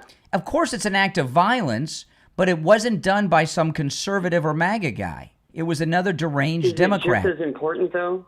But isn't it just as important? Every day there were people shot and killed, sadly, somewhere. You know, when President Kennedy was shot, he wasn't the only person probably shot that day. When Martin Luther King was shot, he probably wasn't the only person shot that day. But there are some things that rise to another level for different reasons. This was a political assassination looking to bring down the MAGA political movement. It was an election strategy for the next 2 election cycles, the midterms of the next presidential election. All right, if you say so. I know so. All right, take care. Boy, oh boy. See what happens when you send kids to college today? You're on the air. What's your name? Where are you calling from? Joe, Texas. Yeah, Joe, what's on your mind? I was hearing you say that basically it's just the left that's, starting all these... The left are the ones doing the shooting of people, correct. They're the ones out there shooting and killing Republicans, yes. Yeah, I disagree. I think a majority of them are right-wing. Really? Okay, so slow down, because again, I like to think that I am, up to date on the news. Where are these MAGA political assassinations and shootings happening? Well, they're attempted assassination. Where? Which one are you talking about? Let me tell you. The guy who sent bombs to pipe bombs to Biden and Obama. Or how about that CDC officer? Slow down. I can keep on going. No, you're saying something that's not true. The pipe bomber has never been identified. We don't know who that was. Okay. So we don't know who that was. They've never been identified. What about the CDC officer who was killed? I'm not by a familiar. right-winger who was a I'm Trump supporter. not familiar with that one. Yeah, he went in there. He was like, "Hey, the vaccine is a hoax or whatever." I'm not And then he ended up familiar with that shooting, story. I'm not. a I'll police look officer. it up during the break. I have no knowledge of that story. Where are these How about- MAGA? how about Where are the- these how about MAGA? the January 6ers? How about the January 6ers Tell me about that. attempted to hang Vice President Pence? They're arrested. Well, They went to first of jail, all, and then who tried Trump to pardoned them. slow down a second? Who tried to hang somebody? The January 6ers. You had people that Wait were a there minute. No, that were excuse me. individual selves. Excuse me. Hold on. Yeah. No one tried to hang anybody. No, I don't. Okay, so you agree with me? Well, I'm asking. The one on January 6th, one person was killed. Ashley Babbitt, who was MAGA. I understand that. Killed That's by no another problem. Democrat, I hear by you. the way. A What about Republican. all those January 6ers that made threats? They made a lot of threats to What AOC, Nancy No, they Pelosi, didn't. No, they didn't. Schumer. No, they didn't. No? No. Oh, well, then I guess I'm getting my information wrong then. Yeah, that is correct. You are. That's Right? propaganda from the media. Okay. By the way, I just heard your Canadian accent. Oh, no, I'm not Canadian. Soy mexicano. Soy aquí de Texas. So, I mean, I speak Spanish. Sorry, guys. Oh, well, I heard an Not from accent. Canada. Yeah, I don't need something. We got an Oh, well, accent. yeah, I was well. right about the accent. Well, Here we go. I'm I'm from South Texas, dude. You're from South Texas, and you got this kind of accent? Oh my Yeah. goodness, that's not a Texan accent. I heard. Yeah, yes, it is. All the Actually, you haven't that's, given Texas any accent. example. You have not given. Well, maybe it is after the border invasion that's been going on. Maybe it's been occupied. Yeah, that ain't happening here. It's not happening I'm in a anymore. very safe place. Thanks to President Trump, it's been stopped. Even when they were here, it was really safe. My area was very safe. Oh, yeah. All border towns are safe. All You know border that. towns are safe. Yeah, You should know especially. that. Yeah, exactly. Yeah, especially for all those children that are being They're sex really, really trafficked. safe. Yeah, I know they're really safe. Is it safe for the children Oh, that are yeah, being sex for the trafficked? residents Get off that the live phone. here. Give me a break. Here we got. We have had 2 foreigners call this program today, trying to disrupt our politics.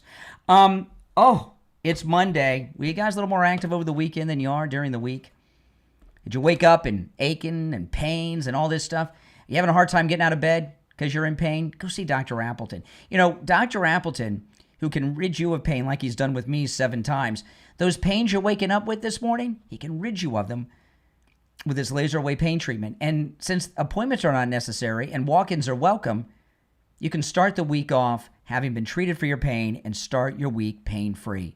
Maybe you have arthritis, just regular aches and pains from aging. Go see Dr. Appleton and say bye-bye to your pains, too. His laser treatment is 100% painless. That's right. There's no shots, no medications, no surgery, no appointment necessary. Dr. Appleton performs all the laser treatments himself, and it rids you of every type of pain I've ever heard of. Arthritis, bronchial neuralgia, bursitis, hip pain, knee pain, lumbar pain, muscular contraction, sciatica, strains and sprains, tinnitus, tennis elbow, neck pain, stenosis.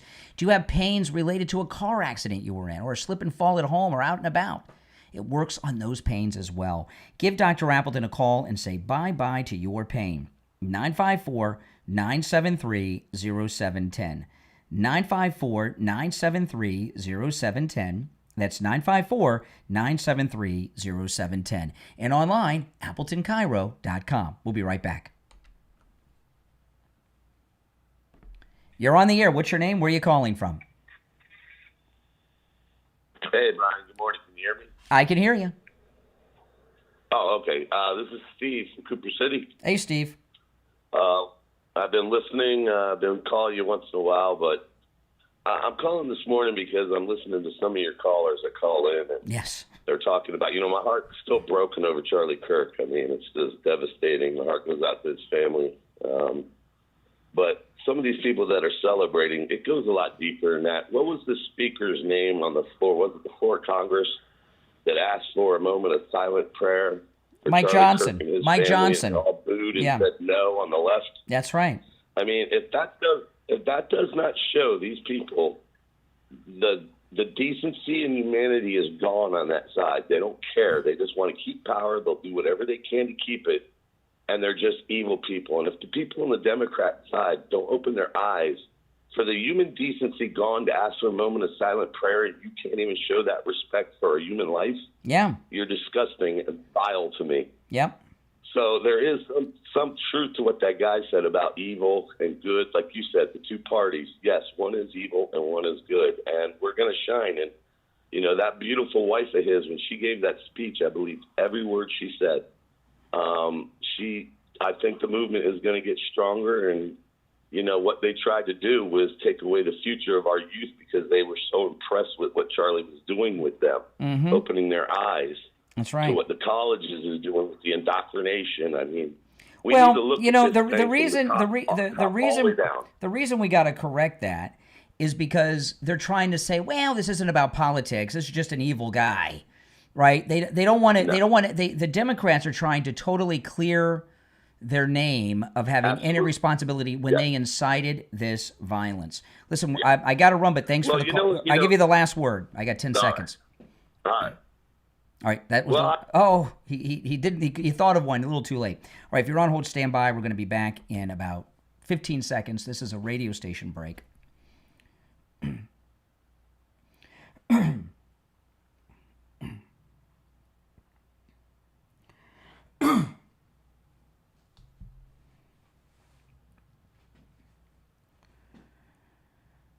Welcome back, everyone. I'm Brian Craig. You're listening to Florida's longest-running radio show, The Steve Kane Show. We're taking calls on all the events of the weekend. A lot of big developments in the Charlie Kirk plot. We're finding a larger conspiracy took place. The president is all over this. And it looks like this assassin was part of a cell of lunatics, left-wing lunatics.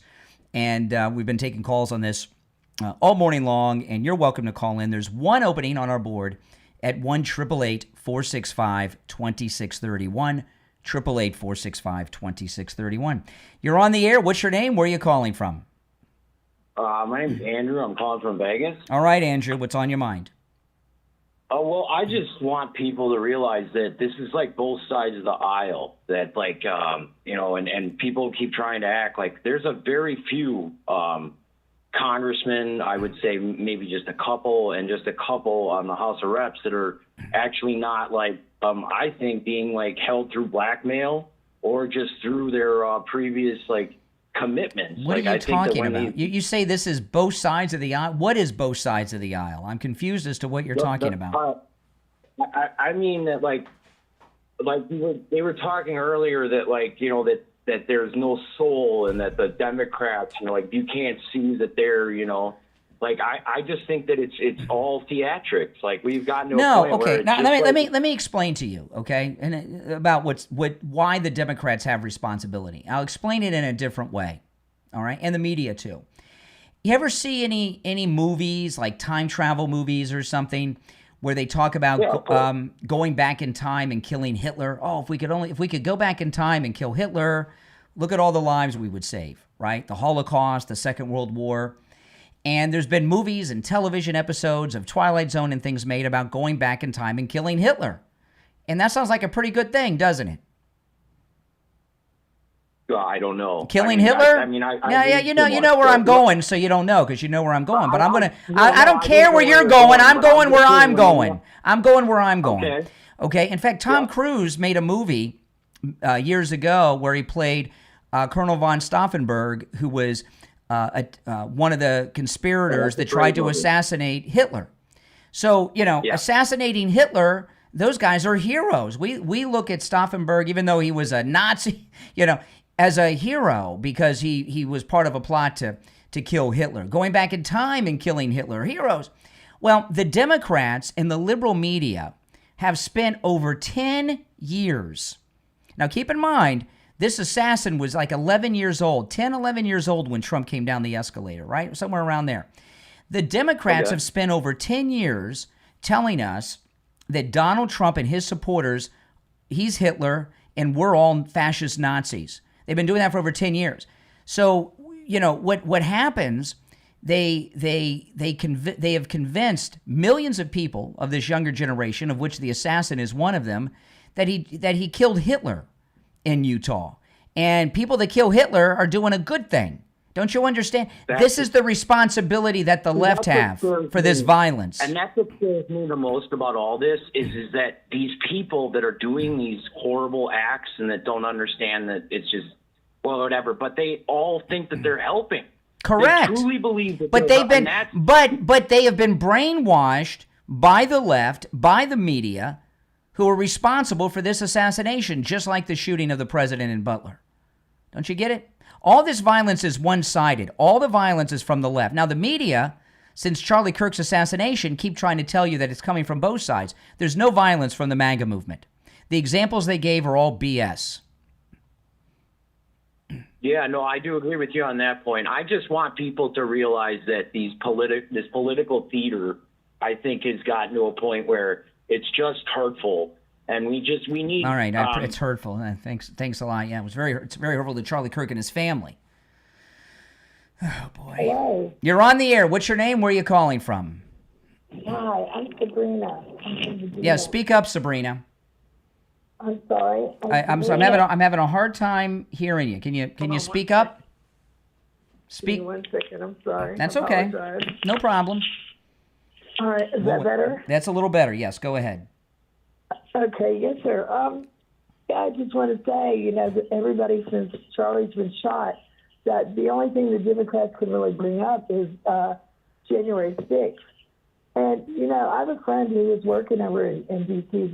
On January 6th, and he swears to me, and I've known this guy 40 years, he's never lied to me before, that there was vans pulling up with guys passing out MAGA hats and handing out bricks and telling to go wreak as much havoc as you can. And he said they were not MAGA. That's correct. I promise you, the guy that broke that window at the front door of the Capitol was Antifa. MAGA don't break windows. And the film footage that's very difficult to watch of the murder of Ashley Babbitt was taken by a Black Lives Matter guy who was wearing MAGA gear from head to toe. So, yeah, there were Antifa and Black Lives Matter and feds dressed up as MAGA people in that group. Absolutely. Well, I just hope my friend Suzanne, who lives in Florida, hears me, because she hasn't spoken to me since the election, when I simply asked her, what has Kamala Harris done for our country other than take race relations back 50 years? What positive thing has she done? And she blocked me and hasn't spoken to me since, and we've been friends like 35 years. Well, I'll tell you, you know what Kamala Harris's greatest accomplishment has been? I know, she has one. She has one accomplishment. Her greatest accomplishment, you know what it is? What's that? She lost to Donald Trump. Thank you very much. Yes. Yes, exactly. Yeah. Well, I just want to thank you so much for standing up for MAGA, because, I like to debate, but I've never mistreated anyone over politics, ever. Well, listen, thank you for your call. Thank you. Bye-bye. All right, thank you. If you're on hold, stand by. Our number's toll-free, 888-465-2631. I want to talk about Friendly Tire in Margate. Every car in my family is on the road on Friendly Tires. Okay, my daughter, when she moved to Los Angeles like 3-4 years ago, I went over to Friendly Tire, had 4 new tires put on her car, 4 new Firestones, shipped her car to L.A. She came over, had lunch with my daughter yesterday.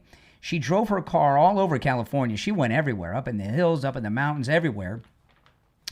And she drove across the country from L.A. back to Florida when she moved back here in her car on those tires from Friendly Tire. And she came and picked me up for lunch yesterday, and she drove over to the house on those Friendly Tire tires. They are great tires. You can get new tires for as low as $75 a tire out the door and on the road, because Friendly Tire does not charge you to mount a tire, balance the tire, or even dispose of your old tire. He's got the lowest prices you'll find anywhere. Give Friendly Mike at Friendly Tire a call. He'll give you a quote right over the phone. 954-977-9445. 954-977-9445. He has thousands of used tires in stock as well. They're good used tires at great prices, too. And he has all the name brands you know and love. He also does tire repairs. 954-977-9445. 954-977-9445. All right, back to the phones. You're on the air. What's your name? Where are you calling from? Yeah, hi, Brian. This is Bob from Utah. Hey, Bob.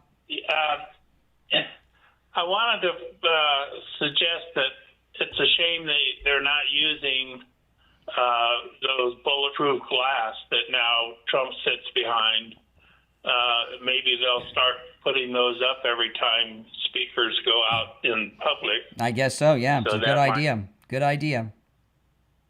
Yeah, it's a shame it's sort of Johnny come lately now. But, well, we haven't had a political assassination since 1968. So, these things happen, and then, a long time goes by, and people all of a sudden aren't taking precautions. Well, I understand his wife may,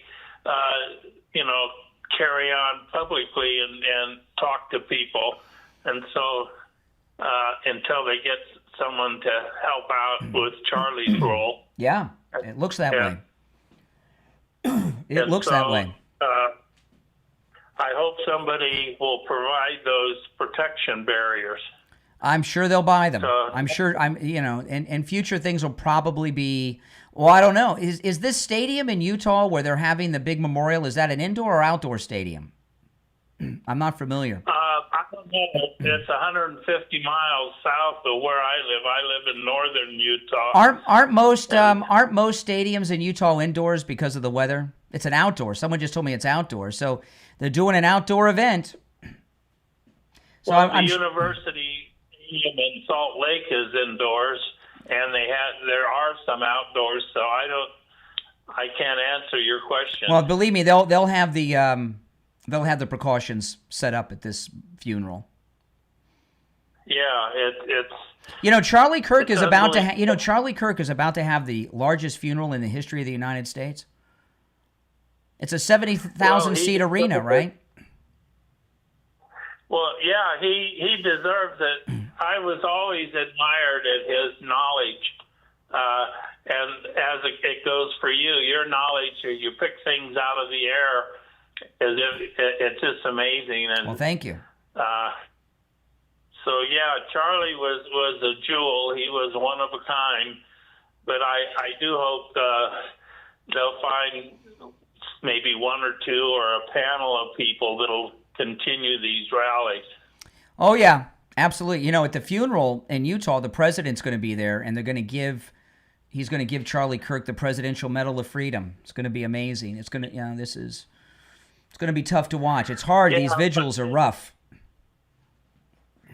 Well, it's his wife sure is being strong. I couldn't believe how she made her announcement and spoke. It's just amazing. But anyway, I'll let you go, kiddo. Thanks for all the hard work. All right, take care. Take care. If you're on hold, stand by. We're coming up on the top of the hour break. If you would like to call in, the number's toll-free, 888-465-2631. 888-465-2631. It's a toll-free call no matter where you are listening. 888-465-2631. We've heard from some deranged lefties today, no doubt about it, but we've heard from a lot of good people, too, that have their heart and morals in the right place. Wow. We've got 2 hours to go. We'll take our break for the top of the hour, come back with more news and your calls. You're listening to Florida's longest-running radio show, The Steve Kane Show. My name is Brian Craig. We'll be back right after this. All right, now I'm going to take some calls. Those of you watching the live stream with the green behind me, if you go to my other stream on YouTube, you get all the effects of the green screen. You get to see the articles and the videos and everything and hear the audio sound bites I play. There's a link in the description of the video to that feed that's live right now. All right, let's go. You're on the air. What's your name? Where are you calling from? Hey, mahalo, Brian. This is Alan calling from Kansas City, Missouri. Hey, Alan, what's on your mind? Spoke to you about last month. Hey, I just kind of hoping maybe you can answer this for me. The videos that show that the assassin jumping off the building. I don't see the rifle, and he had all his knees bent, if I'm not mistaken. I agree. I don't know. I haven't seen it, and I'll tell you another thing. I know this will sound crazy to some of you at first. He doesn't look like the guy in that picture they showed us either, right? From the stairwell. Oh, you too. Yes, and I was about to say that too, because I was thinking he don't look like that kid. He doesn't. Slight facial features, but not complete. Wow. Yeah, and you're right about the gun, because I've seen that video several times of him climbing off the roof. He's bending his legs and everything to jump down, and I don't see the rifle. He bucked. Yeah, he ran, and then it showed that video prior when he was going towards it, and he was limping because he had the guns on the side, I don't know, in his pants. So what do you think? What's that make you think? It's two people. wearing the same clothes. One either, I don't know, he threw the gun, and then the person took it, and he had to rendezvous with the person with the gun, and then he hid it in the woods. I don't know. I'm just thinking. I don't know. I'm trying to come up with an answer. I mean, you don't see him toss the gun off the roof or anything. No, not at all. Not at all. No, good And points. also, just want to let you know, I'm going to the service. My flight leaves Sunday. Oh, really? And so I get there at out of Kansas MCI. I'm leaving at 6, and then get there a little after 7. And it's like a 32-minute ride from Uber. So it's Northwest from Sky Harbor Airport. So I'm going to be there. What time of day do you think you'll start lining up to get in? You know what? That's a good question. I have no idea. I haven't been in Phoenix for years. Last time I was there, I was in Sedona. I went hiking further north from Sedona to south rim of the Grand Canyon. This was years ago when I was younger. But anyways, I just want to share that with you. Well, if you're in line while I'm on the air, give me a call and report from the line. I will absolutely. I will definitely. I wish I could go. I wish I could go. Yeah. You know, you're going to be. You're going to be in attendance. I mean, this isn't a good thing, but I just want to highlight the importance of Charlie Kirk. You're going to be at the largest funeral in American history. Oh, I believe it, because I did some research about the State Farm Stadium. It holds 60,000 plus, I was told, or what I read, I should say. And so, that crowd, it's going to be huge. I know that. And so I wish, again, I know they probably won't do this, but I wish they would, like when Lincoln was killed, they traveled across the country by train so people could see. Absolutely. I wish they could do that with Charlie Kirk. And you know what? I'm glad you said that, because you know what? I would have also, how they got rigged, the what do you call that? Fed set up on January 6th, and then they said, this officer died, which no, it was only Ashley Babbitt. This guy died at home, safe among the loved ones. Yes. Whatever, heart attack, and then they put him on display in the middle of the Capitol building. I wish they could have done that for him. I mean, I would have. But anyway, that's just my. All right. Well, listen, Rick, don't forget to call me from the line if you can. I will, Brian. And mahalo, brother. You take care. I'll talk to you soon. All right. Take care. If you're on hold, stand by. We're going to be coming back in just a few seconds on the air. We're in break now. And, my friend PJ Gladnick from Newsbusters just sent me an article. Oh, my goodness. I'll share this when we get back. If you're on hold, don't go anywhere. Our number's toll-free. It's pinned in the live chat, 888-465-2631, 888-465-2631. We are back. Hour number 2 has begun. I'm Brian Craig. You're listening to Florida's longest-running radio show, The Steve Kane Show, on the radio since 1977, celebrating 49 years on the radio. My friend PJ Gladnick from Newsbusters, he sent me something. I'll have to look at this later, but someone's claiming that the messages on the assassin's bullets were made in the ammunition factory, not by the assassin. You know what I'm wondering? Did the assassin and his transgender boyfriend both put those etchings on the ammunition? By the way, did you guys see here in Florida that we had open carry is now it's about to become legal here in the state of Florida with this court ruling that the ban on open carry is unconstitutional? I've already seen county sheriffs throughout Florida making announcements. They're not going to enforce people open carry. Now, I'm not going to open carry yet. I'm going to wait till the governor gives us the okay and the state attorney general, but it looks like we're going to have open carry. And I was telling my wife, I got to buy new holsters because all my holsters are concealed carry holsters. So so I've got to buy new holsters. I'm probably going to do that soon this week because they're going to start selling out. I'm going to have to buy some new holsters for the open carry. And I'm going to buy them for all my handguns because maybe I'll carry a different handgun every day. I don't know. All right, let's go back to the phones, 888-465-2631. You're on the air. What's your name? Where are you calling from? You're on the air. Once, twice. All right, you missed your chance. You're on the air. What's your name? Where are you calling from? Yeah, John from Iowa. John in Iowa. What say you? Yeah. Hey, first of all, I think we first all need to take a tip from the Amish and make shunning great again. You got to speak up. Speak up a little bit. You're a little low. You got to talk louder. Okay. Yeah, sorry about that. I said I think we all need to take a tip from the Amish and make shunning great again.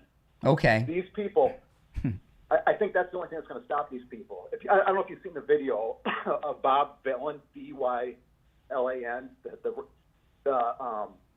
the dreaded, I think he's from Britain, rock star. I mean, the video he put out, well, when he was live in concert 2 nights ago, it's unbelievable. No, I've not seen it. He immediately, check it out, he immediately came on and posted a video trying to take it all back. This is what's got to happen. Young man. Well, it is happening. If you look over the weekend, thousands of people who were publicly celebrating the assassination have lost their jobs. There was a woman at Office Depot that refused to print up flyers for a Charlie Kirk vigil.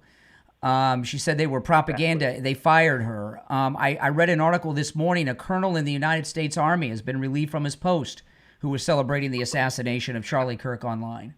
The reason it's important to do that, first off, anyone who celebrates such a thing is too mentally ill to be in public, okay?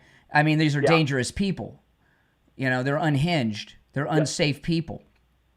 But it's also part of the great American reset that President Trump, we've got grown-ups in charge now. I think, though, that it even has to start on the family and friend level. For example, I share a Facebook page with my wife. With the Trump assassination attempt, we purged, she's probably got 5,000 followers. She's a musician. We purged probably 100 and some people who were, and I'm not talking about people who don't like Trump. I'm talking about death cult comments. Yeah. And we purged hundreds then. We purged about another 50 with this last incident, and we got the cleanest Facebook feed probably in the country now. Yeah. And the people who were borderline during the Trump assassination haven't posted a thing this time around because they know now. I mean, they're finally getting it that we're done with it. And to be honest, there's no more smart Democrats left.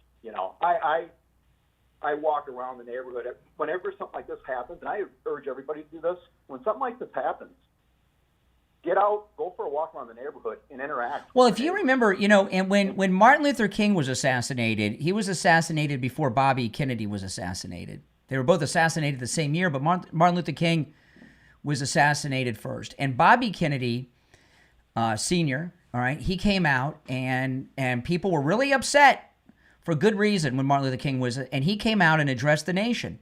And he said, somebody in my family was killed, and he calmed down the nation. Okay, Bobby Kennedy, he calmed down the nation. Now they killed him down the road too, but he went out there and cooled people. Where are the Democrat? Who's the Democrat out there that's telling their people to tone down the rhetoric?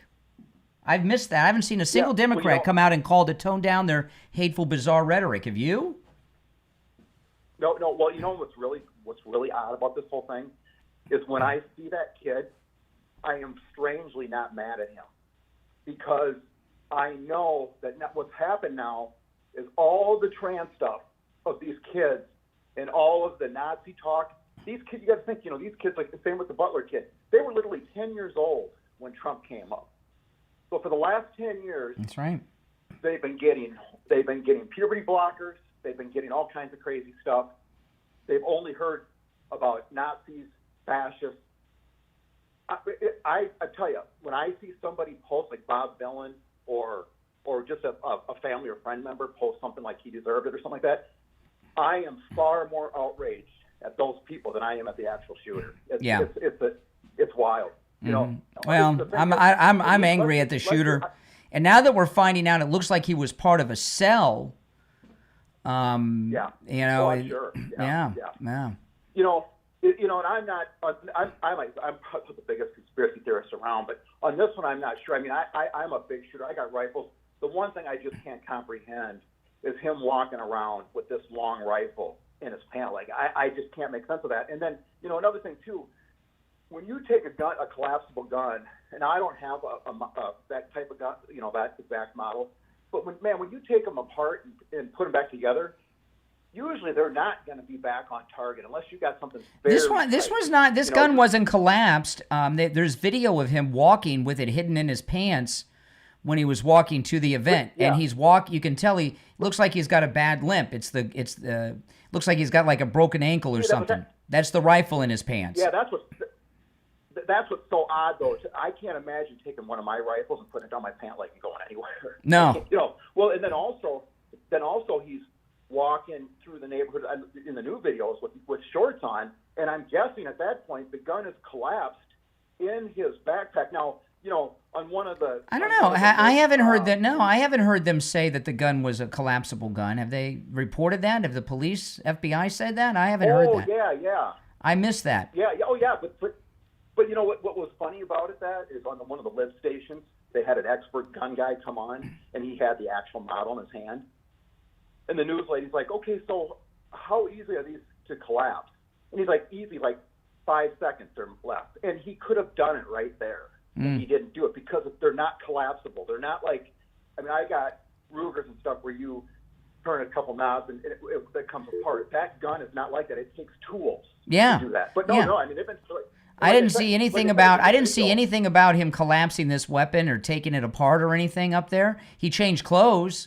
Hey, listen, I appreciate the call, but if anybody has any info on that or an article, let me know because I'm curious. Let's see here. Oh, let me tell you guys about Coastal Weight Loss Secret. You guys, you've seen my miraculous weight loss. I've lost inches off my waist. My stomach is flat. My face is no longer round. You know what happens when you gain weight? And this is what happened to me. I didn't realize how much weight I had to lose until I lost it. Thanks to Coastal Weight Loss Secret. Because I see myself every day. But since I saw myself every day, I gained the weight gradually. And then all of a sudden, I'm just there. I had no idea. I knew I had a belly, and I told myself, well, that's just, I'm over 50 now, and I'm going to just have this belly. And I would hear all these guys say, oh, there's nothing you can do to get rid of that belly. And if you exercise, there is something you can do to get rid of the belly. It's called Coastal Weight Loss Secret. Get on their program because my belly is now flat. I'm at the weight I was 29 years ago when I married my wife. And I realized, I had kind of stopped shaving. I'd shave like once a week or so. And I told myself, I just don't feel like shaving anymore. And I realized when I lost all this weight and I got my face back, I've got my chin back, my bone structure, the fat is gone, my neck is back. I think on a subconscious level, I wasn't shaving to hide the weight gain in my face. And I shaved yesterday and today.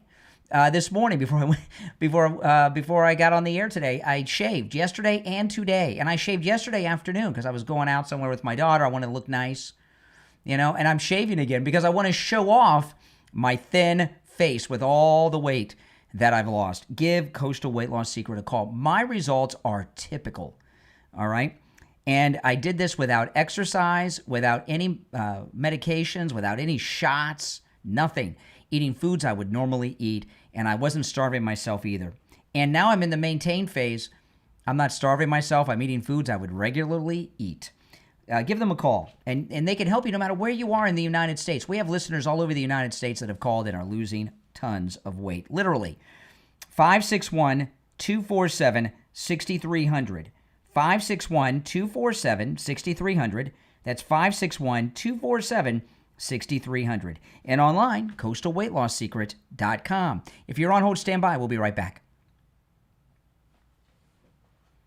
All right, we're in a radio. I want to play this audio to you guys. If you're watching on the green screen, if you go to my other live stream here on YouTube, you can see and hear the audio I play. Okay. The link to that feed's in the description of the video. So if you click that link, it'll take you directly to my other stream. You can see the video and hear the audio sound bites. Okay, that's those of you watching with the green behind me. This is from Real America's Voice. This is a young man, African-American, which is relevant to what he says here. And this is just amazing. Listen to this. Young man, you want to say why you're here, what Charlie Kirk meant to you? He was my idol. Like, I remember watching his videos, wanting to be like him.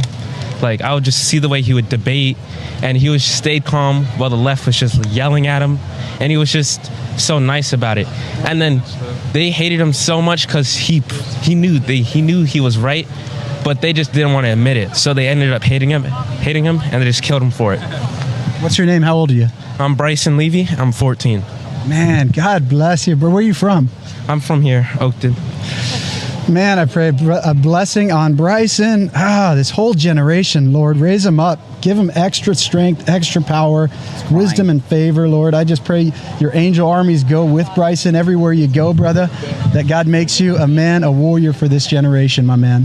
Thank you. Yeah. Think about that. That was at the Kennedy Center vigil last night. He was walking in. See, this is why they killed Charlie Kirk. See what he's done? You know, you've got a 14-year-old African-American teenager who's praising Charlie Kirk, who he was his idol that he looked up to. See, that's why they killed him, because he's so effective, Charlie Kirk. And it's really, really sad. If you're on hold, stand by. We're going to be back in about a minute. We're in a radio station break, and we'll get back to the calls after the break. Again, if you're watching on the live stream with the green behind me, if you go to my other stream, you can see and hear the video and the audio clips I play. And there's a link to that feed in the description of this video. Look in the description. You'll see a direct link. It'll take you right there, and you can see and hear all the audio sound bites and the videos, and look at the articles and everything I share. We've got about 30 seconds. If you want to call in, the number is pinned in the live chat, 888-465-2631. 888-465-2631. It's a toll-free call no matter where you are tuned into. Or tuned in from, I should say. We're 2 hours into the stream already. Holy smokes. All right, here we go. A few seconds.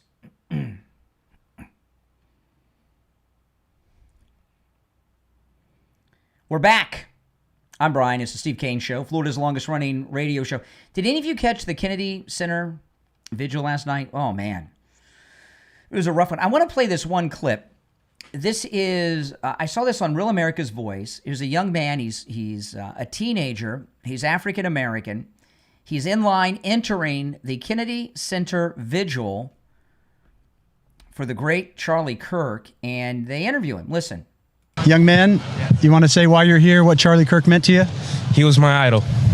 Like, I remember watching his videos, wanting to be like him. Like, I would just see the way he would debate, and he stayed calm while the left was just yelling at him, and he was just so nice about it.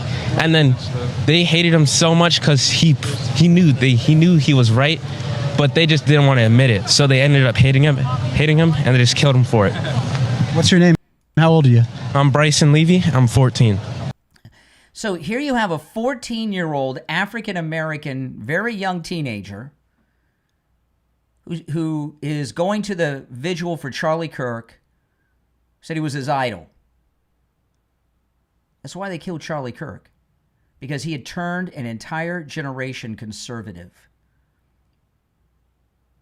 This young man doesn't think that Charlie Kirk was a racist, like these monsters in the media keep repeating. It's amazing. All right, let's go back to the phones. You're on the air. What's your name? Where are you calling from? Lou in Western Pennsylvania, Brian. Hey, Lou, what's on your mind?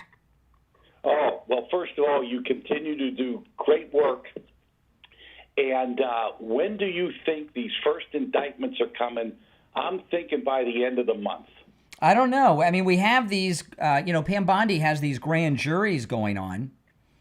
Yes. So it's only a matter of time. They may already have indictments that are sealed indictments that just haven't been made public yet.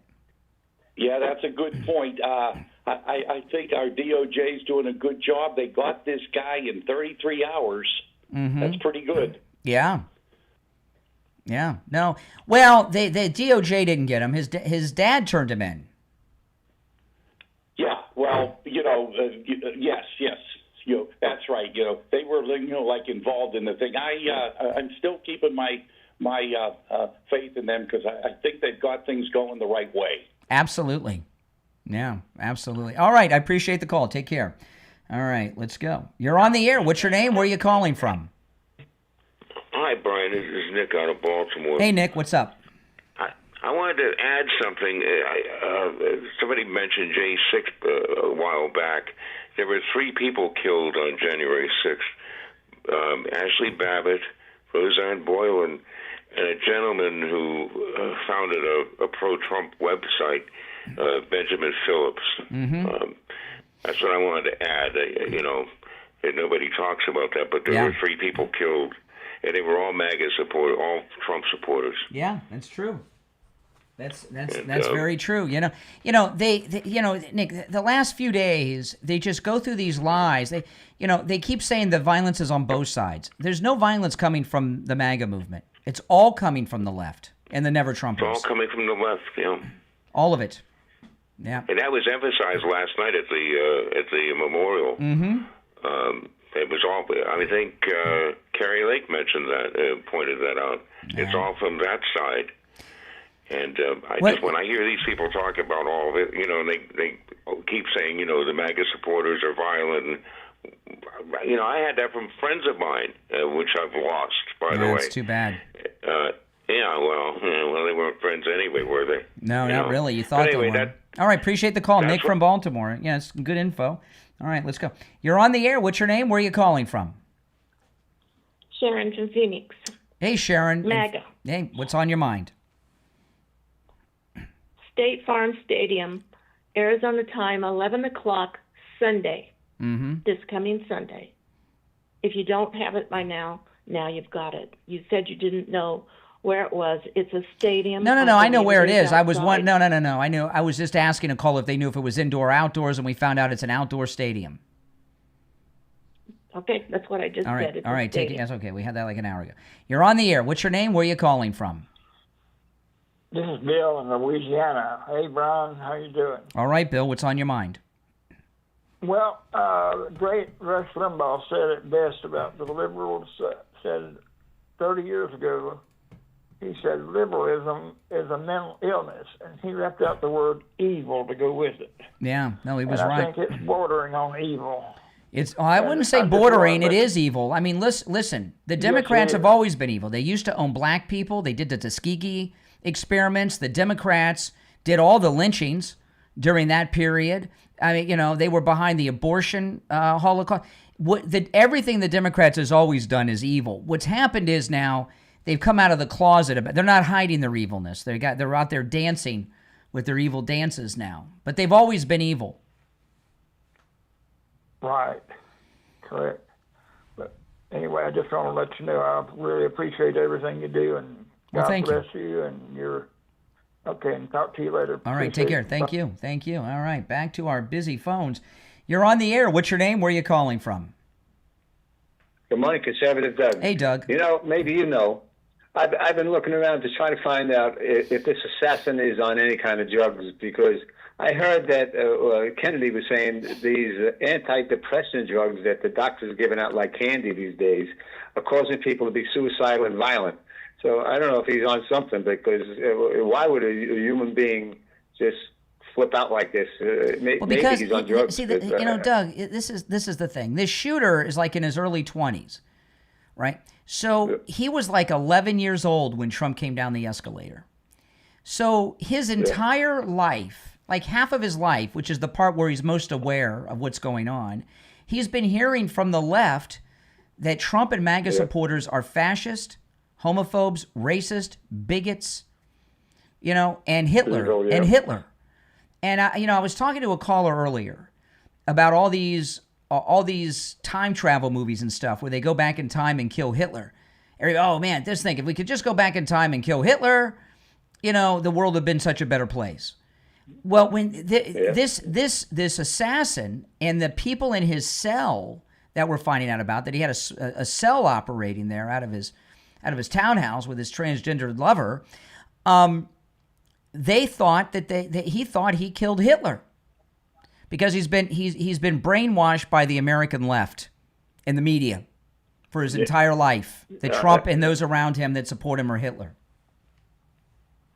I would think when you said all these people came with out-of-state plates that there's a plot. As soon as somebody finds out these masterminds of this evil, find out somebody is perhaps one of their candidates, they probably one right out to talk to them. And what Doug's, I was talking about this earlier in the show. You guys that weren't listening then, shame on you.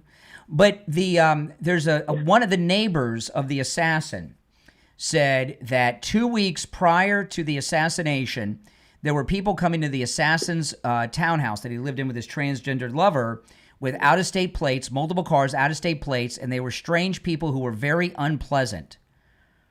And there's also a lot of online communications that he made after the event, after the assassination, where it looks as if there was a cell that very well may have had prior knowledge and maybe helped him. Yeah, hopefully some people have some door cameras that the government can find out the plate numbers from these people who were there, and then find out who the hell they were. But the only last thing I'll say is a lot of the Democrats I talked to are all sympathetic, and one of them even said, "I'm no longer a Democrat." So this is having an effect even on Democrats. Yeah. So it's a terrible thing that happened, but maybe some good will come out of it. That's right. But all right. Hey, listen, I got to run, Doug, but I'll give you the last word. Have a good one, man. Thanks. All right. Thank you. I thought it was the last word. Then he had something. Oh, well. If you're on hold, stand by. You know, a lot of this footage that we're seeing is from doorbell camera footage. Have you noticed that? Mm-hmm. Yeah. That's why I want to call Sloman's to get yourself a doorbell camera. And Sloman's, they have this new product, which is absolutely amazing. Sloman's Shield Link. This just blew my mind. Listen to this. The Sloman Shield Link takes your everyday routines and actions based on your preferences at home and connects your devices to react based on how you're living your life. You come home at night, your lights come on, your favorite music comes on, your computer comes on, your television comes on. The Shield Link from Sloman's can act on almost any scenario and create scenes based on what you want. Maybe you want the thermostat to turn down when your alarm goes on and you leave the house, or lock your doors automatically. Make sure your security lighting comes on at night. These are all scenarios that the Sloman's Shield Link can take care of for you. And get this, the Shield Link is compatible with all the devices you already have. Give them a call. They'll set the whole system up for you. 833-283-5050. 833-283-5050. That's 833-283-5050. We'll be right back. Okay, I want to take some more calls. Now, those of you watching with the green behind me, remember to hear the audio from the videos and everything that I play, go to my other stream. There's a link, a direct link to my other stream in the description of that video, and it'll take you to my other YouTube stream where you get all the benefits of the green screen. You're on the air. What's your name? Where are you calling from?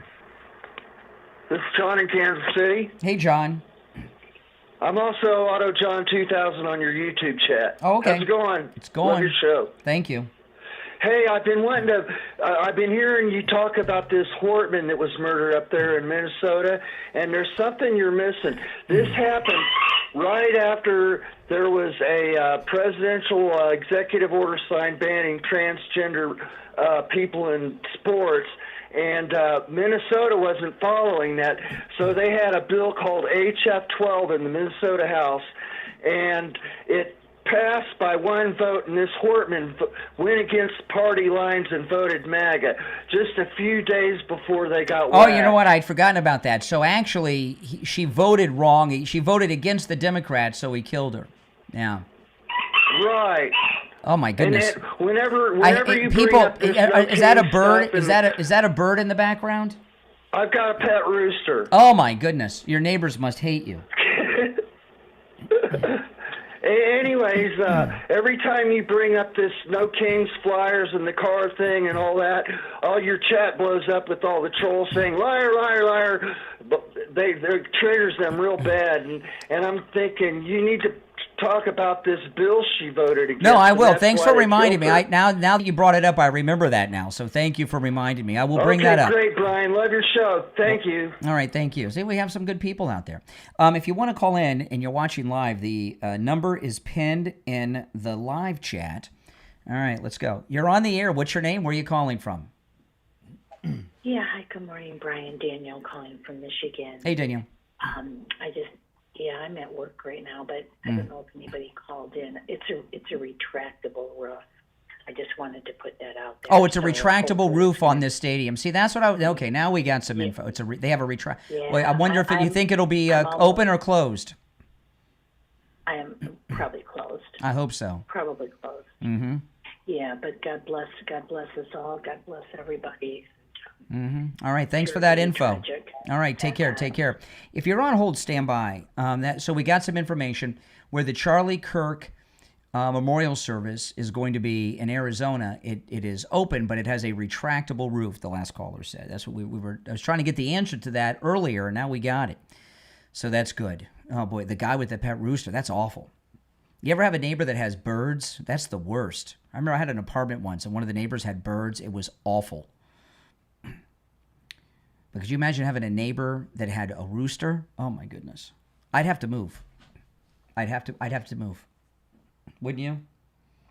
Okay, we're going to be back in less than 30 seconds. And I'll go back to the phones. If you want to call in, the number is pinned in the live chat, guys.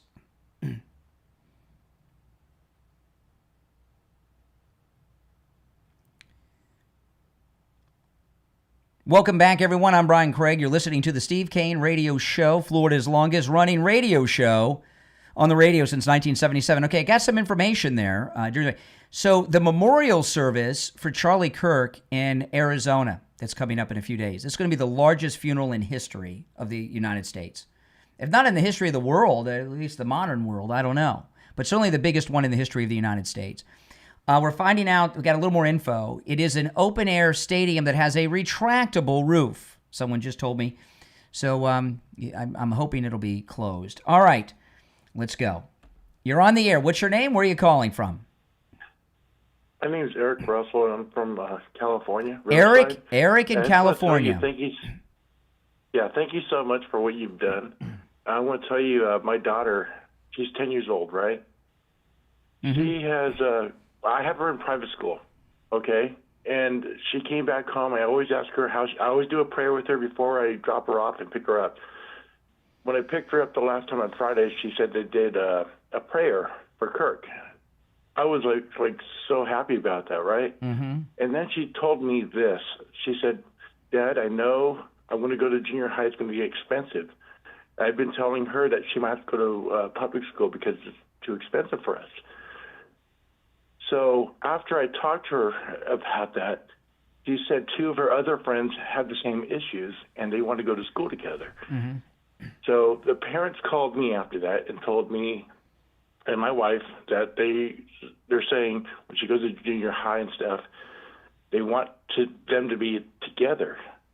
They're all Christian kids, and they said they want to continue doing good stuff for school and doing everything good.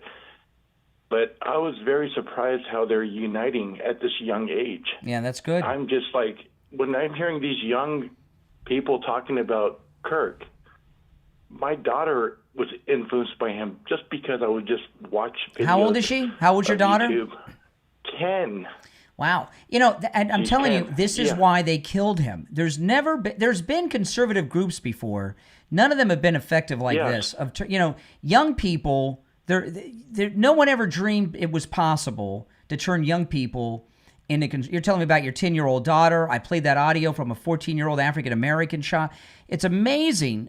And this is why they killed him, because they were losing the next generation of voters, the next couple of generations. Absolutely. And I think it's going to carry on further. She was compassionate about it because she held my hand when I talked about how was your school day, and she held my hand tight, saying about prayer for Kirk, right? And I never felt like so happy. It was weird, but I think it lifted me in a different way. Did you tear up? Did you tear up? She's going to continue that. Did you tear up? Huh? Did you tear up? Yeah, absolutely. Yeah, of course. I would have too. I'm just trying to tell you, the young generation of what Kirk did, I thought it would just be like teenagers. Yeah. When it reaches my 10-year-old daughter, and then she has 3 other friends talking about it too. That's amazing. I want to tell you guys, it might go further than we think. When do 10-year-olds talk about political figures? It's insane. Who would have ever thought something like that? It's because of parents like us. Like, I'm a parent. She'll come home. I'll watch some political things, but I'll tell her to go in the other room. But she's paying attention. Yeah. She doesn't have YouTube on her phone. You know, her phone only has what I could access for her kids' stuff only. Mm-hmm. I'm very tight about that. But Yeah. I'm just trying to tell you that young people, they understand. And it really shocked me that she knew what was going on. That's amazing. But she said it wasn't just, she told me at school that it was not just her, but most of the people in her classroom knew. No one, including it made Charlie me- Kirk, had any idea how much influence he had in this country. It's amazing. Yeah, and I think, just want to tell you, all the people that are watching your show, which is all across the country, hopefully more around the world now too, but it's bigger than anyone could think of. It's huge. Mm-hmm. And it really deeply touched my heart to know that it's happening this way. That's you know? amazing. And what you have done on your stuff, I watch it late at night when I get off work, because I'm from California, of course, it's late. Mm-hmm. But I'm going to tell you, you have helped too. So you deserve a lot of love and a lot of prayers too, man. Really Well, thank you. appreciate it. Well, thank you for that, and thanks for sharing that story. Wow. All right, take care. You too. All right, bye. That is an amazing story that he just shared about his 10-year-old daughter. Wow. You're on the air. What's your name? Where are you calling from? Yeah, good morning, Brian. This is Richie. Hey, Richie. You know, I have a little theory here. You know the Catholic Church the week before, where the transgender guy killed all those little kids. Yeah, hold on, Rich. I got to answer all these lines that are coming in. Yeah, go ahead. Yeah, the trans shooter from Minneapolis. Right. You know, to me, there's a connection here. I think that the transgender community, because there was talk about it, that they're striking out. They're with their medications, they're striking out on the average person. Charlie Kirk was against transgenderism. Now, the question was asked right there when he was assassinated. That was the last question. Yeah. And I believe this is all Antifa, which the Democratic Party denies. I remember Jerry Nadler said there's no such thing as Antifa. I mean, anybody with a brain sees Antifa. These are kids that are coming from broken homes, from good homes that have been indoctrinated, that are crazy. Let me say this. Absolutely. Do you know the thing on the bullet? Do you know the thing on the bullet that said fuzzy? I know. I mean, I was introduced to this new weird lifestyle of the stuffed animal people. Yeah, I was. It makes you physically ill to hear that. Well, it's disgusting. No, they got photographs online of them dressed, homosexual men dressed and boys dressed as animal characters in like you would see in a I parade. know. And then they have sex. Crazy. This is dark. This is so You know dark, what man. happens, and now we're getting all this information I've been covering that we have a cell. You know, when people get into these, I've told this story a few times on the air. I'm not going to say who this is, but many years ago there was a national television show on, and they had this husband and wife on in disguise, and they were swingers. Seems pretty mild connected to the fuzzy people here.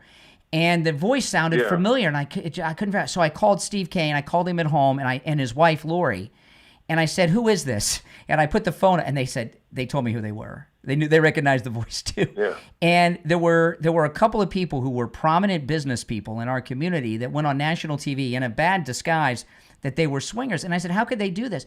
And Steve told me, we talked about this. He says, when people are involved in these very immoral lifestyles, everybody in their circle is in that lifestyle, and they're in a bubble, and they lose sense of reality.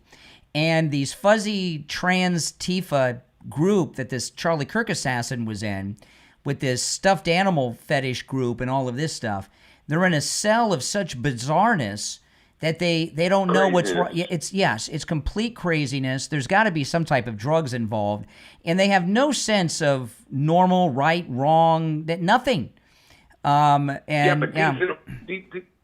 These are the same people that are saying that President Trump should actually cool the temperature. You cannot cool temperature with crazy people. Charlie Kirk tried, and look what happened. Not for nothing, you cannot talk to a turtle and tell a turtle that he's a human being, no matter how hard you try. And this is what we're dealing with these people, Antifa, all of them. Yes. There's a complete underworld army, like the French army, like the French underground during That's right. World War II. Mm-hmm. There's an underground in this country of freaky people that are out to try to destroy the United States, destroy people that are churchgoers. You could see it all over the place. They just don't want to talk about it, but they're actually attacking people on a regular basis. And, you're right. And I was listening to all this talk over the weekend about these extreme opinions of Charlie Kirk's and all. What Charlie Kirk talked about these are normal. We're normal, not extreme. Right. We're normal. And they're telling us what is normal is extreme. Exactly. They can't handle the fact that they're being rejected.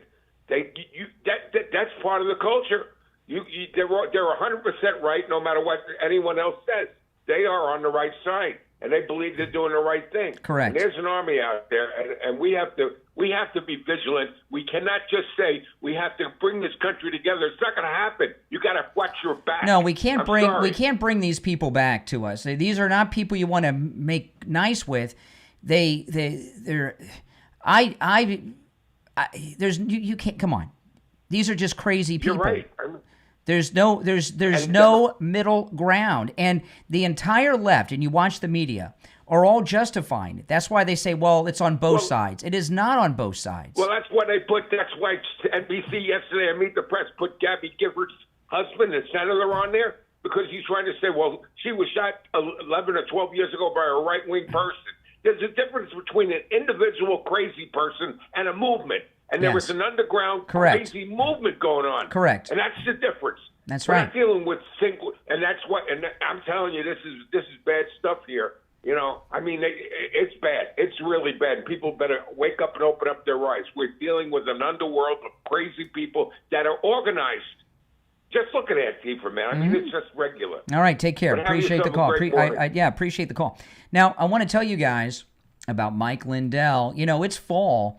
And my wife was showing me this actually last night because she said, it's fall. It's starting to get cold soon. We need some blankets. And we looked over at MyPillow. Listen to this. Mike Lindell has blankets for as low as $25. He has every type of blanket you want to. Blankets and comforters for your bed, throw blankets for your couch, your chairs, every type of blanket you could imagine he has. I love blankets. You guys love blankets? Just $25 with our promo code KANE at checkout, KANE at MyPillow.com. Now remember, you can use our promo code KANE on all the specials at MyPillow.com, and the free shipping offer is also still there. The MyPillow towels are back in stock. We also ordered the pet bed because we got these new cats that we adopted from my daughter. But the MyPillow blanket's perfect as we're starting to enter the colder months. Will be here before you know it. So go to MyPillow.com, use our promo code KANE at checkout. And remember, every time you use our promo code KANE, you are supporting this program and letting Mike Lindell know that his support and sponsorship of it is good and paying off for him. So go to MyPillow.com, use our promo code KANE, KANE at checkout, and load up. And remember, there's free shipping offer there too. All right, if you're on hold, stand by. We'll take our last break of the second hour and be right back. All right, we're in break. Those of you that are watching with the green screen behind me, remember, if you go over to my other stream here on YouTube, you get all the green screen effects. Okay, you can see and hear the videos that I play. You can see the articles I show and everything else. The link to that feed is in the description. It's a direct link. You look in the description, you click the link, it'll take you right there. All right, let's take a call or two. So go to MyPillow.com, you're on the air. Use our promo code KANE. Yes, you're on the air. What's your name? Where are you calling from? It's Jessica Brian. Good morning. Hey, Jessica. I want to talk to you about two things. The first thing is, did you hear about that there were FBI agents hiding for 12 hours the information of who was the assassin, where he lived, to Kash Patel? Yeah, I did hear that. And also the governor knew as well. Did you well, hear about this? Yes. We found out with the governor that I did not know this. Maybe some of you did, but the governor and Charlie Kirk had been at odds for quite some time. The governor refused to stop boys from playing in girls' sports and also supported sex change operations for underage children. And Charlie Kirk had publicly called on the Republican Party to excommunicate the governor of Utah from the Republican Party. And that made a lot of sense to me. I thought during that first press conference, his shoes were a little too nice. You know what I mean? They were pretty, and he was hogging the podium. So, because he was trying to control the narrative, he was afraid somebody would let us know that this was a trans Tifa guy. And he has not allowed the FBI or the police in Utah speak and hold the press conference. All he did was speak himself, which I find it, I hope that Kash Patel takes care of this and find out who was the one that were in charge of hiding this information from him, and that he expels these agents. Really, I'm hoping that he does, because I haven't seen Kash Patel. Have you seen Kash Patel hold a press conference about this? No, and he was really, I talked about this he was very weak at the press conferences they had. I thought, and I was disappointed in this guy. Yeah. I'm so disappointed. He let it, you know what happened? He let himself get intimidated by the governor and maybe the local agents in charge out there. I don't know, but he could have had his own press conference and it would have been carried nationally with his agents. And you know that the FBI needs to continue investigating who is this group, because obviously that there's a group, an organization. Well, I don't. Here's the thing. It was reported what you said, that the FBI agents out there in Utah were withholding key information from Kash Patel. This is a perfect opportunity for Kash Patel and Bongino to win some respect back. Send Bongino out to Utah, put him in charge of this investigation personally, and let him get to the bottom of it with a team of agents they can trust, not these people that were hiding evidence from the director. Agree. And he should be doing that now, today.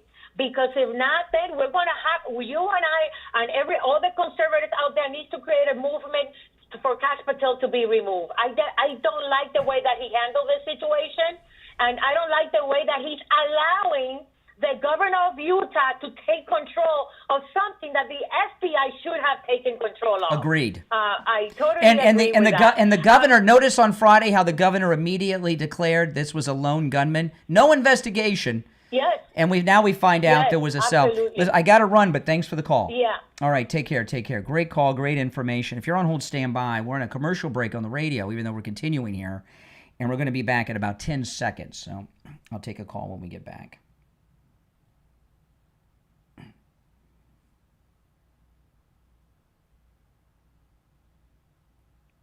Welcome back, everyone. I'm Brian. It's the Steve Kane Show. This is where MAGA comes to talk. All right, we've had some great calls today. We're covering everything involved. A lot of news broke over the weekend that's come out as the discussion has been going on the program for over 2 hours. Let's go. You're on the air. What's your name? Where are you calling from? You're on the air. Once, twice. All right. You missed out. Okay. You're on the air. What's your name? Where are you calling from? Hey, good morning, Brian. It's Craig from Winter Garden. How you doing? All right, Craig. What's up? Question for you. To me, Charlie Kirk's biggest influence, I guess, or positive thing that he did beside everything he was bringing people into the fold on our side, right? No doubt. No doubt. Everything. Okay. Another guy that I'm not saying could take his place, but could kind of fill that void a little bit is Scott Pressler. No. I think I know Scott Pressler. Scott Pressler and I go way back. I knew Scott before he was famous. And and he's a great guy, and I love Scott Pressler. But no, he's very good, but I don't think he's got he doesn't it looks to me like Charlie Kirk's wife's taken over. Her address to the nation on Friday was I was very impressed by that. Yeah, no, I heard that too. Yeah, she'd be good. I just thought, because I'm listening. No, let me tell you, Scott Pressler he's spectacular. Okay, and please don't think he does the work that he does locally with getting people registered and out to the polls. No one has ever done that for the Republicans like Scott Pressler. And he's too good at what he's doing to take him off of that. And to you understand what I'm saying? Maybe Scott agrees or disagrees with that, I don't know. But what he does at the grassroots level is too important to remove him from, in my opinion. Well, yeah. I just see if you give him a bigger format, what he's doing instead of being local, it's spread out even more national. Scott Pressler goes door to door He can't do that if he had a bigger platform. No, it would. He's more effective going door to door. No, there's he's yeah I know. I'd like to see him higher up and make a lot of money and everything, but it's just no. He's got to. Hey, appreciate the call. And nothing against Scott Presler. He's like the best. I love Scott Presler. Let's go. You're on the air. What's your name? Where are you calling from? I want to know what church. You're on the air. What's your name? Where are you calling from? Yes, hi, good morning. This is Frank from Long Island, New York. Hey, Frank, what's on your mind? I have a quick question. Yes, I have a quick question regarding these retard libs. Keep talking about the Republicans are gun violence. I heard a video on YouTube and explains the FBI has found a lot of stuff connection to this guy, to this monster. They found out the rifle in that type, whatever was the name, it cannot be shooting 200 feet, 200 yards with precision. I don't know about that. I don't know about that. You know, it's a YouTuber. It's not the news. It's not. No, I don't know about that. But I do know this, that he just didn't grab the rifle and make such a great shot on one shot without practicing a lot. Right. And there's no way that he wasn't practicing a lot and people around him didn't know he was up to something weird. That's one that it's not the Daily News, it's a YouTuber. And she continues, she's saying the guy, it was no job when he moved to the apartment with this roommate, right? How he paid his bills. And then they found out he has $50,000 cash on his account. He has paid crypto. And he has, I haven't heard. I don't know who you're talking about. I haven't heard any of this stuff. I know. I don't know. It sounds like a lot of strange information that's not being. Maybe it's true. He did get a $30,000 scholarship to college, and his parents live in a $600,000 house. And in Florida, a $600,000 house in Utah, in Florida, I don't know. That'd be like a $3 million home. So they got his family's well off. That's possible. All right, you're on the air. What's your name? Where are you calling from? You're on the air. What's your name? Where are you calling from? Yeah, my name's Karen. Hey, Karen. Just a minute. Let me turn down my radio. radio. Go here. ahead, Karen. Yeah. Okay. I just discovered your show, so I don't really know how you operate, but I'm just going to start talking. Okay. When I started watching the press conference about the murder last week, about 2 minutes in, I turned it off because I got a bad feeling about the Utah governor. Yeah.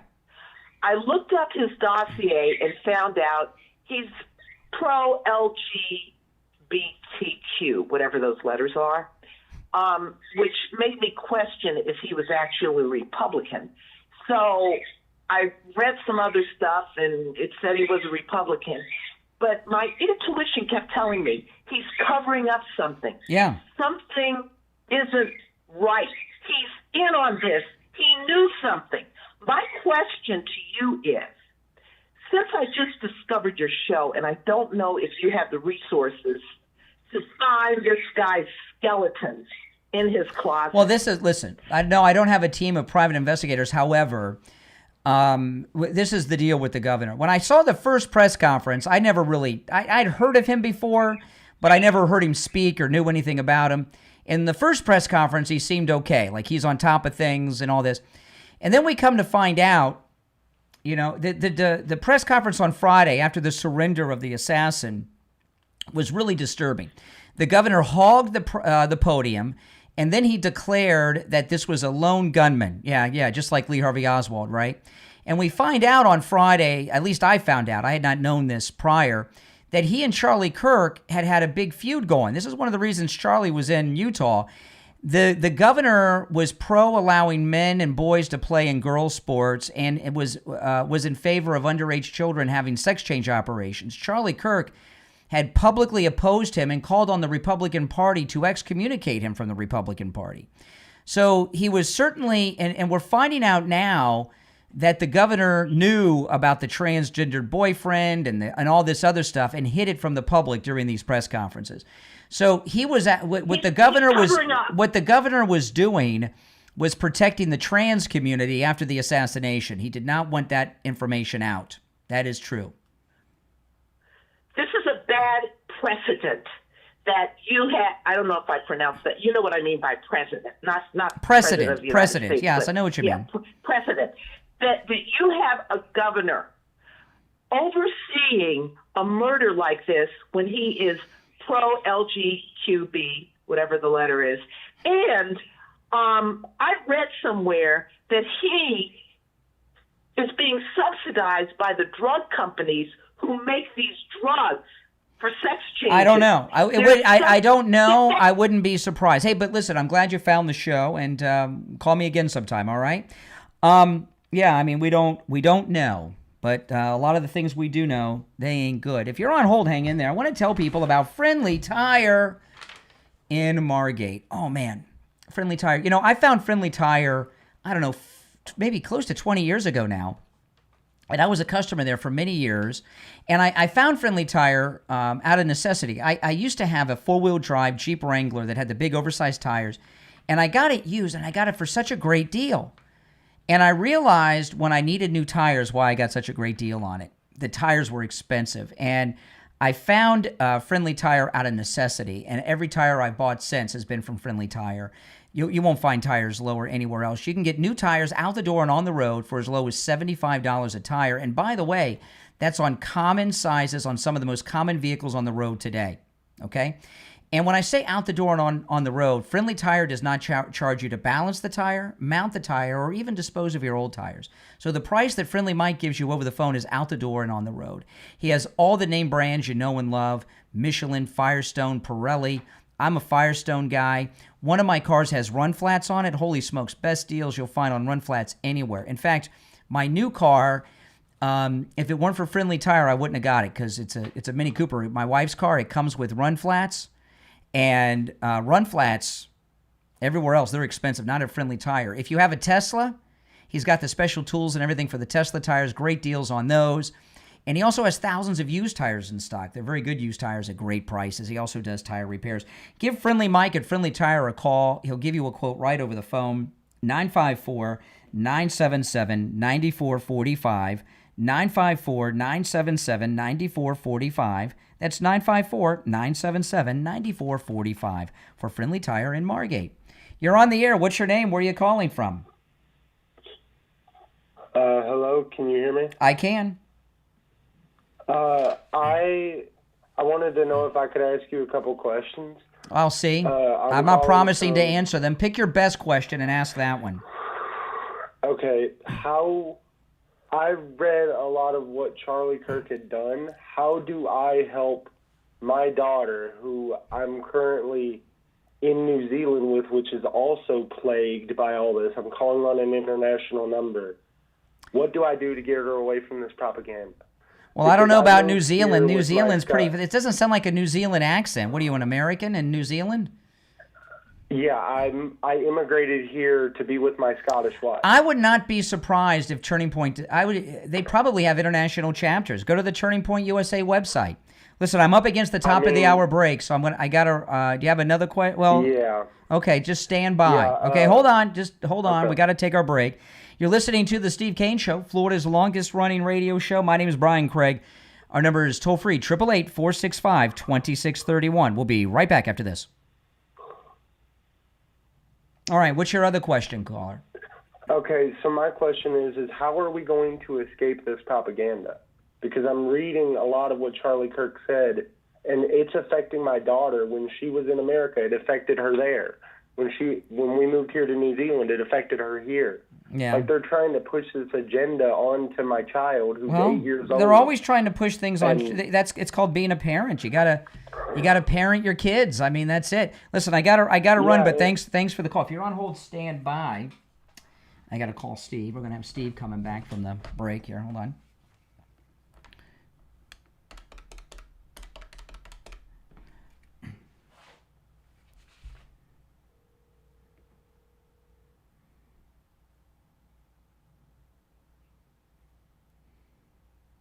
Okay, you there? Okay, you there? What do you mean?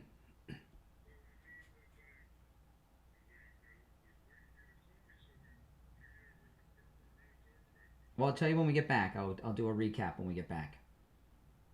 Okay, hold on. 1 second, guys.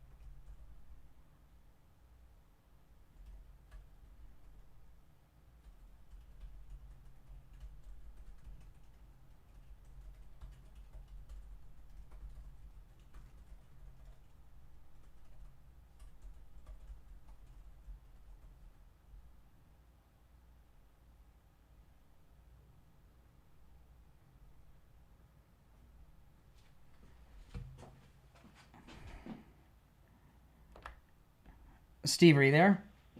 I'm here. Okay, we got about hold on, let me check the time.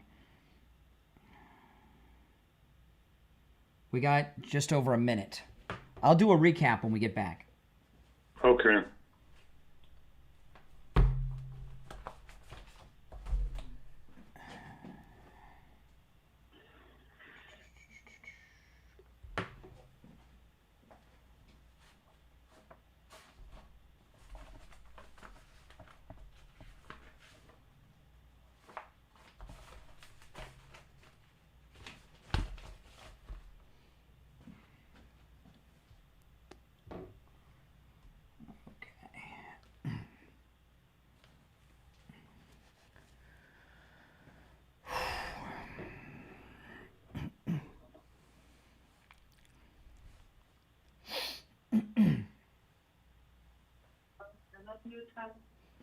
Okay, stand by. Yes.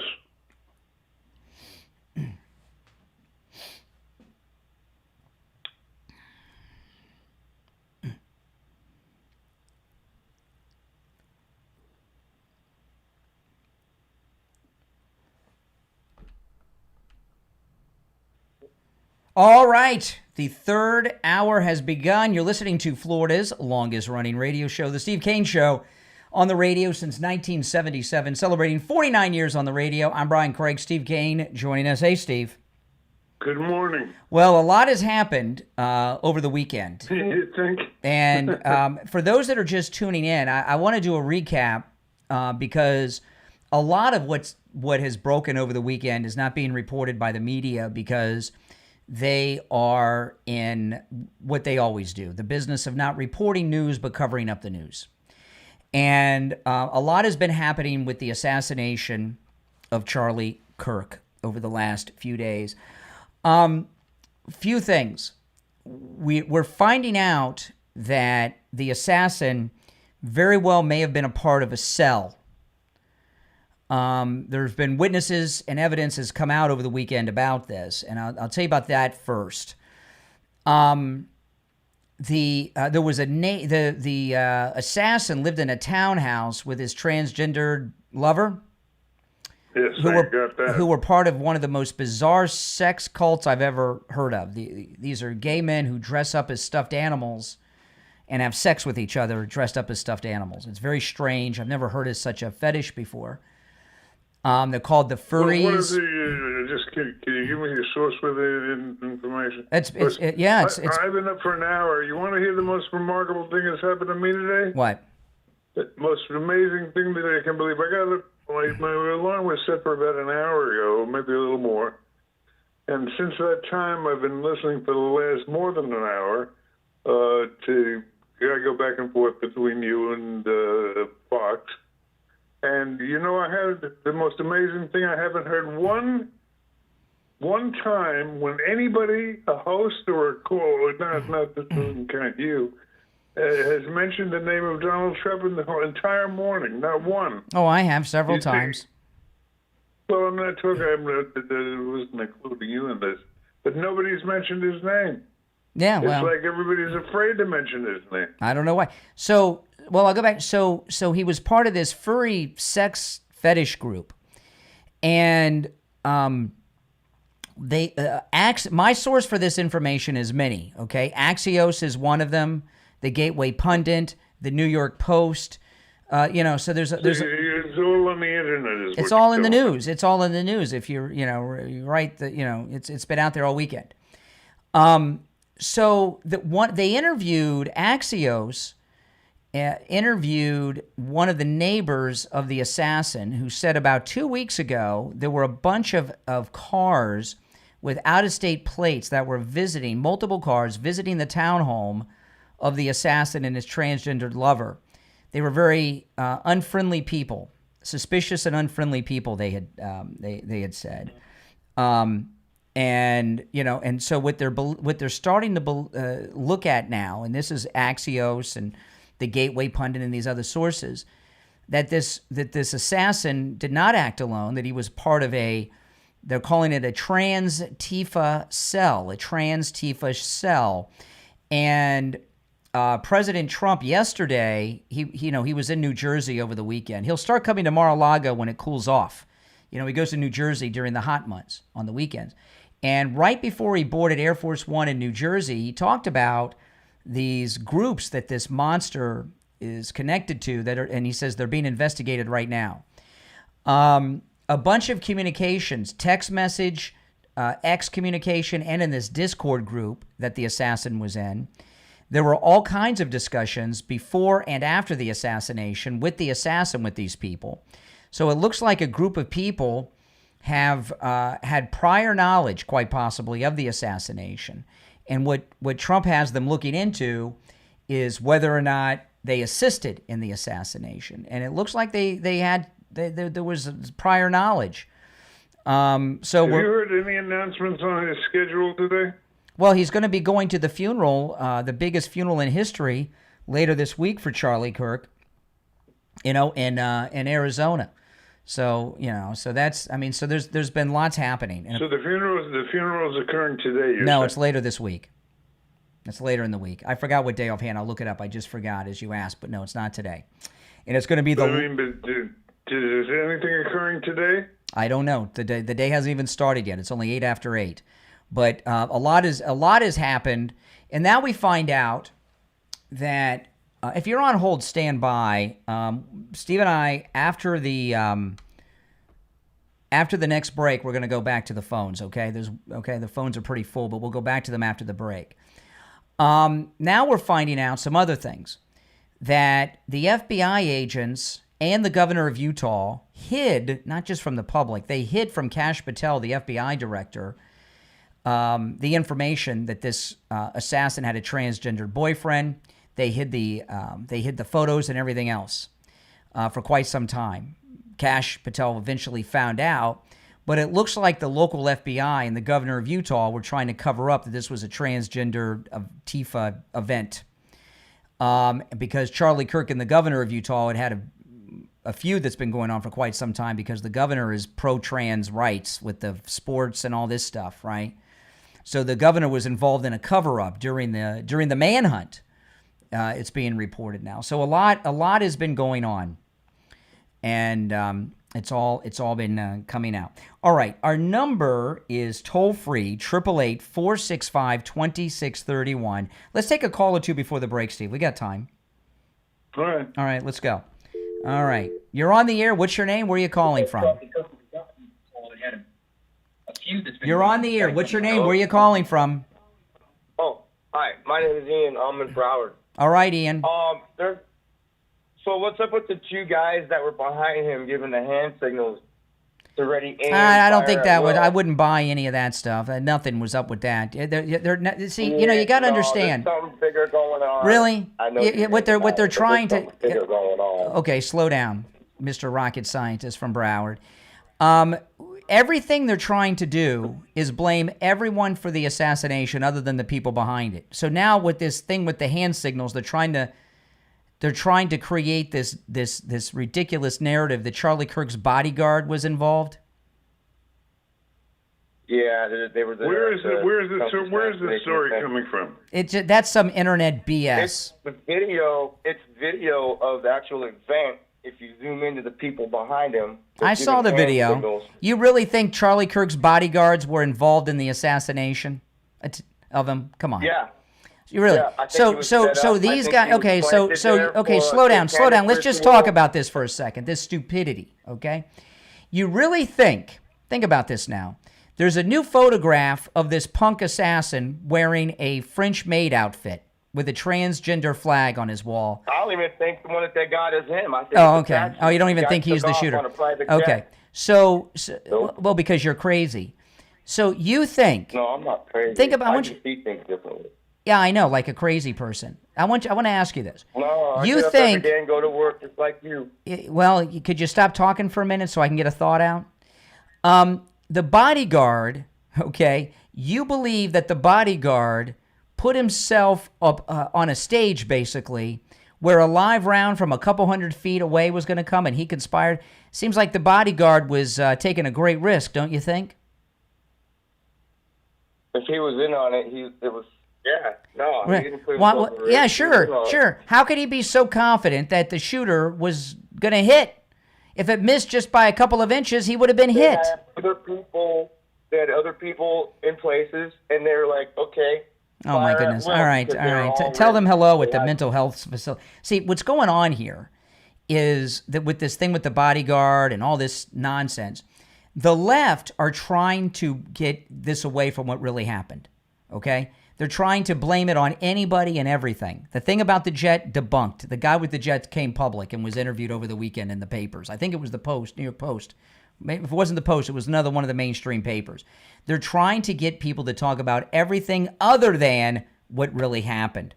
All right, we're going to take our first break of the third hour of today's program. If you're on hold, stand by. We'll be right back.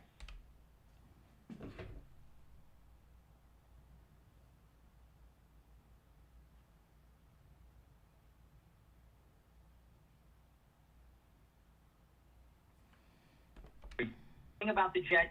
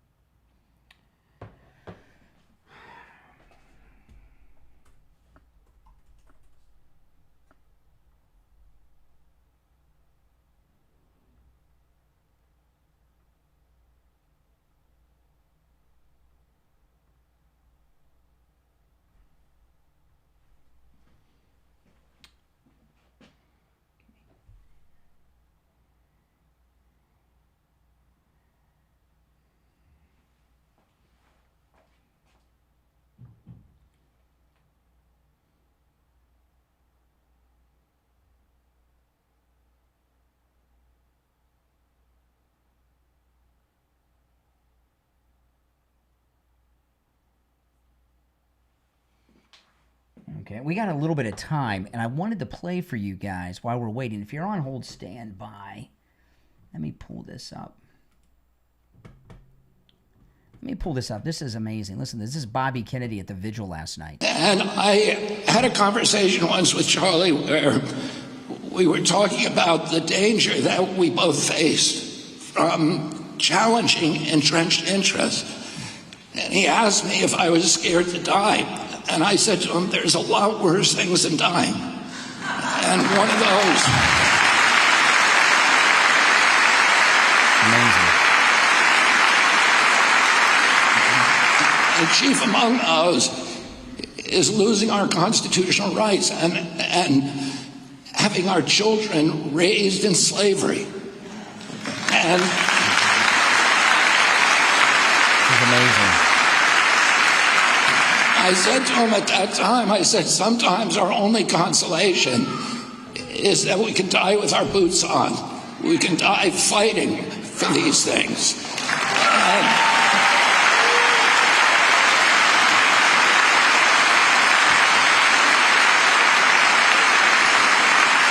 Charlie gave his life so that the rest of us would not have to suffer those fates worse than death. Now it's our job, he's no longer there to lead us, to rush in and fill the breach and win this battle for our country, for God, and for our families. Thank you all. Yeah, very powerful stuff. Okay, we've got less than a minute. All right, Steve, we'll be back in about 30 seconds. All right.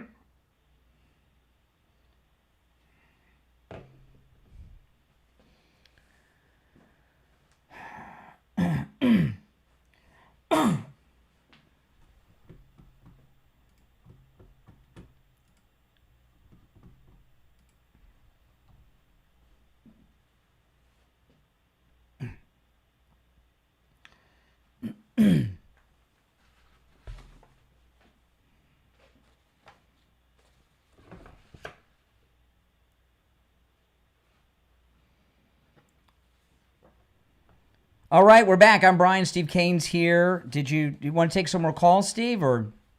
I don't know you. It's up to you. Okay, let's take some calls. Some have been holding on for quite some time. I've lost track of the order in which everyone's called in. I'm trying to take them in the order in which they were received. Our number's toll free, 888-465-2631. Let's go. You're on the air. What's your name? Where are you calling from? Yeah, I got a question for you. This is Cornbread from North Carolina, trucker. All right. All right.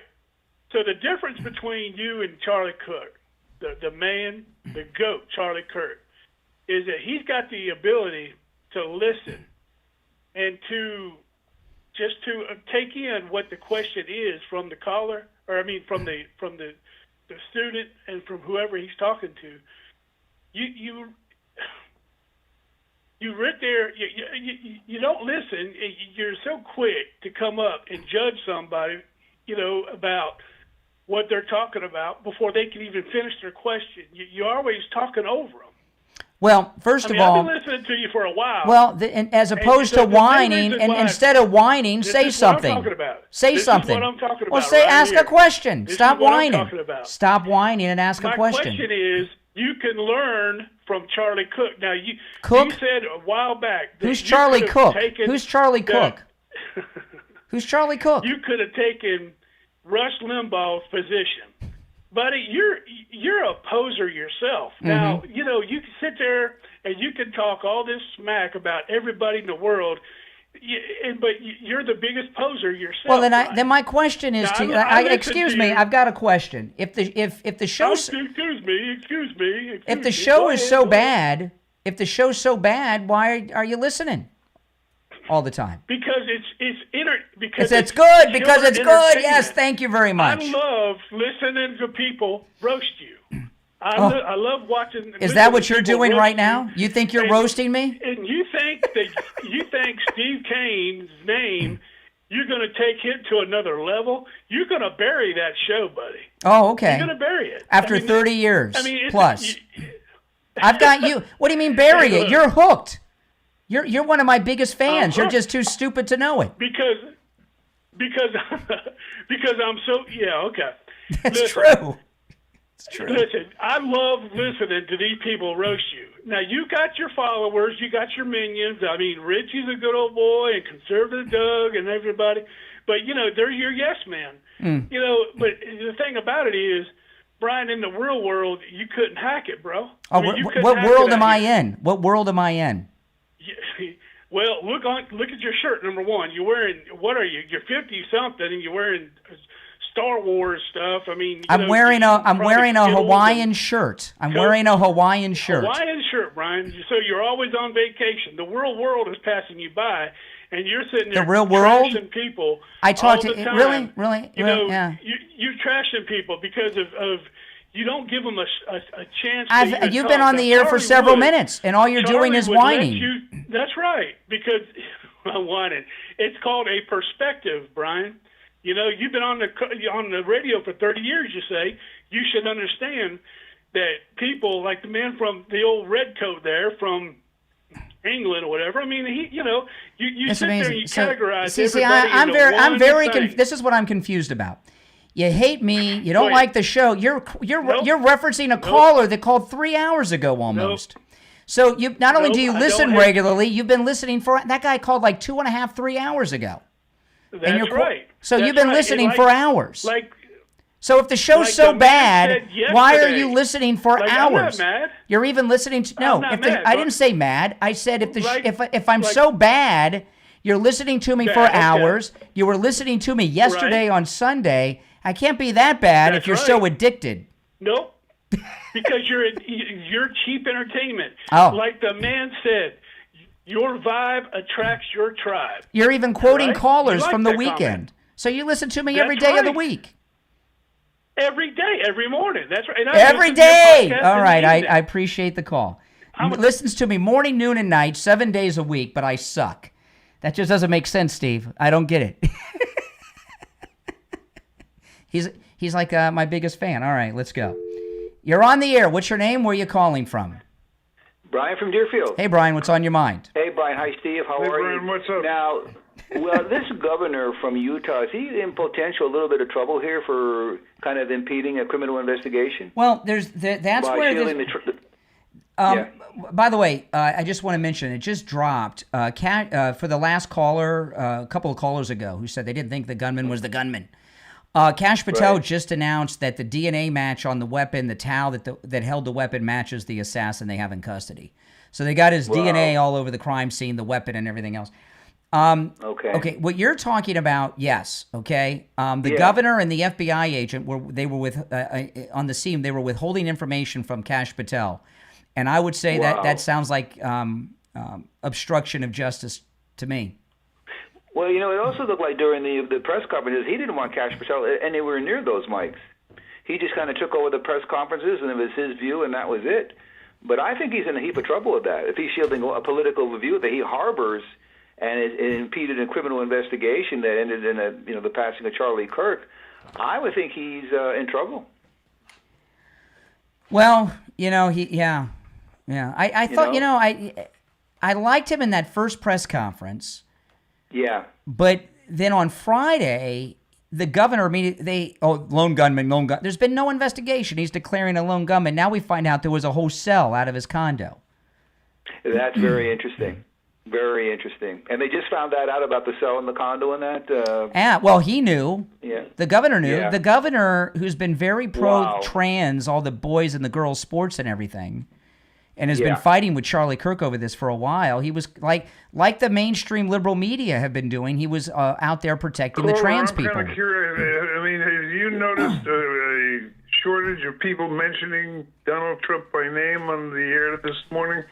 Well, I didn't hear a whole lot this morning, but it seems that he's kind of been put to the side a little bit there. I would say that's an understatement. I would say not hearing his voice, listening for an hour in the morning and not hearing his voice once. I don't know about that. He said that last night. President Trump said he's going to be at the Charlie Kirk funeral later this week in Arizona, presenting the Presidential Medal of Freedom to his wife. I'm just saying I haven't heard from him today. Well, Steve, it's 8:24 in the morning. I mean, I don't know. He's usually in the middle of his first press conference by now. At 8:24 a.m.? Yeah. A little early. Well, he's a big figure and he dominates the media, so and when he's not there, it sticks out like a sore thumb. He is there. He has been there. He had a whole press conference late in the day yesterday on the tarmac about all these things. I'm not talking about yesterday. I'm talking about this morning. Steve, it's 25 minutes after 8 a.m. Well, he's an early riser. I mean, the reason I'm having to tell you this is because you're usually on the air at that time. You can't expect to be listening to whatever Trump's doing. So you got to pass all right. on So this. Steve would rather Steve would rather have President Trump on than us, or me, I should say. or something. Well, I don't know. I don't know what you're saying. I'm just saying it's unusual for him not He to never. He did an be interview there. on Friday at 8:00. That was very unusual. I'm not talking about Friday. I'm talking about this morning. All right, Steve. All right. Yeah. I can see both sides. I mean, I'm sure we're going to hear quite a bit from Trump about this whole matter and all that's going on. But I thought I thought they were marginalizing Kash Patel during this whole investigation. Kash Patel let himself get Let steamrolled. me run this back and see if I can make some sense out of this. The first thing that that Donald Trump is an in-your-face person that's there all the time. He's always in the media. Yes. Almost every day. He almost starts every day with a press conference, whether it's walking onto his jet at or 8 a.m. At 8 a.m. So I'm just saying, they've got a problem on their hands with probably. I mean, I'm imagining to try to get Donald Trump to stay out of the public view. Yeah, I would imagine it's quite a job that his Secret Service panel has, just keeping him out of sight. Well, listen, we gotta run, but take care. Appreciate the call. I'm gonna put everybody on. I'm gonna put everybody on hold, and I want to talk about coastal weight loss secret. Oh man, guys, I got to tell you, I've lost so much weight, and I was when I first started Coastal Weight Loss Secret. And I said, they asked me, Dr. Zuckerman, how much weight do you want to lose? And I said, well, we got our cruise coming up in a month. I'd like to lose 25 pounds before the cruise. It's a month away. He says, no problem. I said, 25 pounds? It's in a month. He says, no problem. I lost 25 pounds in about 3 weeks. That's amazing. And I've lost much more since then. And I did all of this eating foods I would normally eat, not starving myself, not taking any medications or taking shots, injections, and all that nonsense, and with zero exercise. And by the way, not being hungry all the time.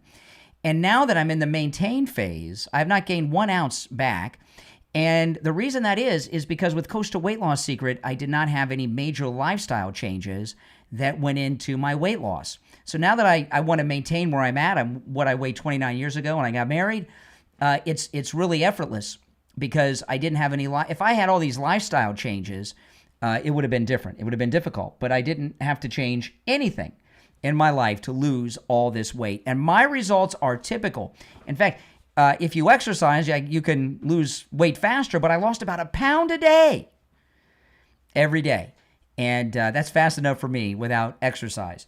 All right, give Coastal Weight Loss Secret a call. Remember, no matter where you're located, you can call Coastal Weight Loss Secret, okay? We have listeners all over the United States that have called and are losing weight, just like I've done. 561-247-6300. 561-247-6300. That's 561-247-6300. And online, coastalweightlossecret.com. We'll be right back.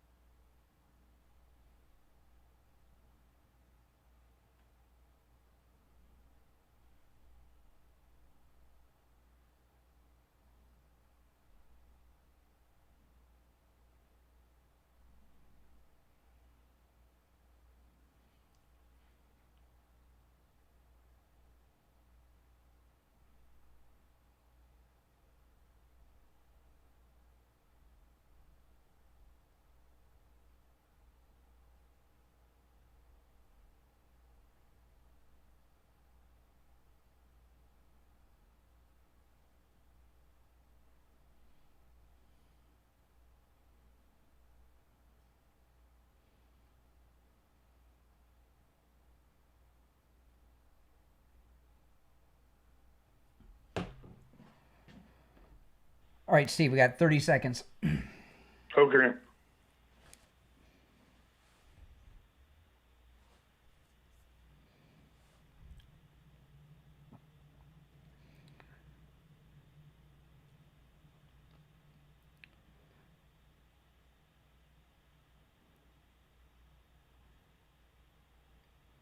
All right, we're back. If you're on hold, stand by. Our number, 888-465-2631. It's the Steve Kane Show. Steve's here. I'm Brian. You're on the air. What's your name? Where are you calling from? Hi, thank you. This is Colleen. I'm calling from Flushing, Michigan. And I just wanted to say quickly, I don't know if you've spoke about this, but this just keeps continuing. Yesterday afternoon, there was a man arrested, a young man, at the TPU headquarters for vandalizing. Yeah. And so my point is, I feel like they're relying on us to have this emotional, response. They want us to do something because the assassination didn't do. Now they're vandalizing the actual, memorialized what Charlie Kirk has there. They're trying to invoke some illicit, crazy emotional reaction. They're trying to get us to respond, and it's not happening. That's why they're doing all these things. You are correct.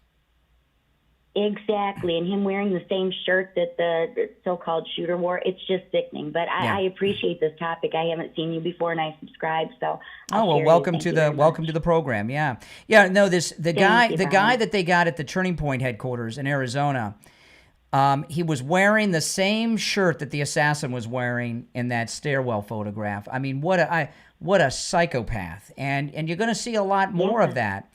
And, the reason they're doing that is not just to incite the right, they keep saying this is a two-sided thing, violence on both sides, when it's not. So if they can get some of our people to react, then they can say, look, you guys are violent too. Because they're realizing, even though they say the violence coming from both sides, there's none from our side. So they're trying to create it. And I believe that because they still haven't shown proof. If I may just quickly, Tulsi Gabbard was at the Kennedy Center yesterday, and she told this quick story. Her friend called and said, what are we going to do now? Charlie Kirk, he tried love and peace, but that didn't work. So what do we do now? And she's like, yes, it did. It worked so well. It made them explode with anger, and it's what got Charlie Kirk murdered. It does work, and they can't take it. Well, Martin Luther King and Gandhi were shot to death too. All right, remember that. Mm-hmm. By the same type of people.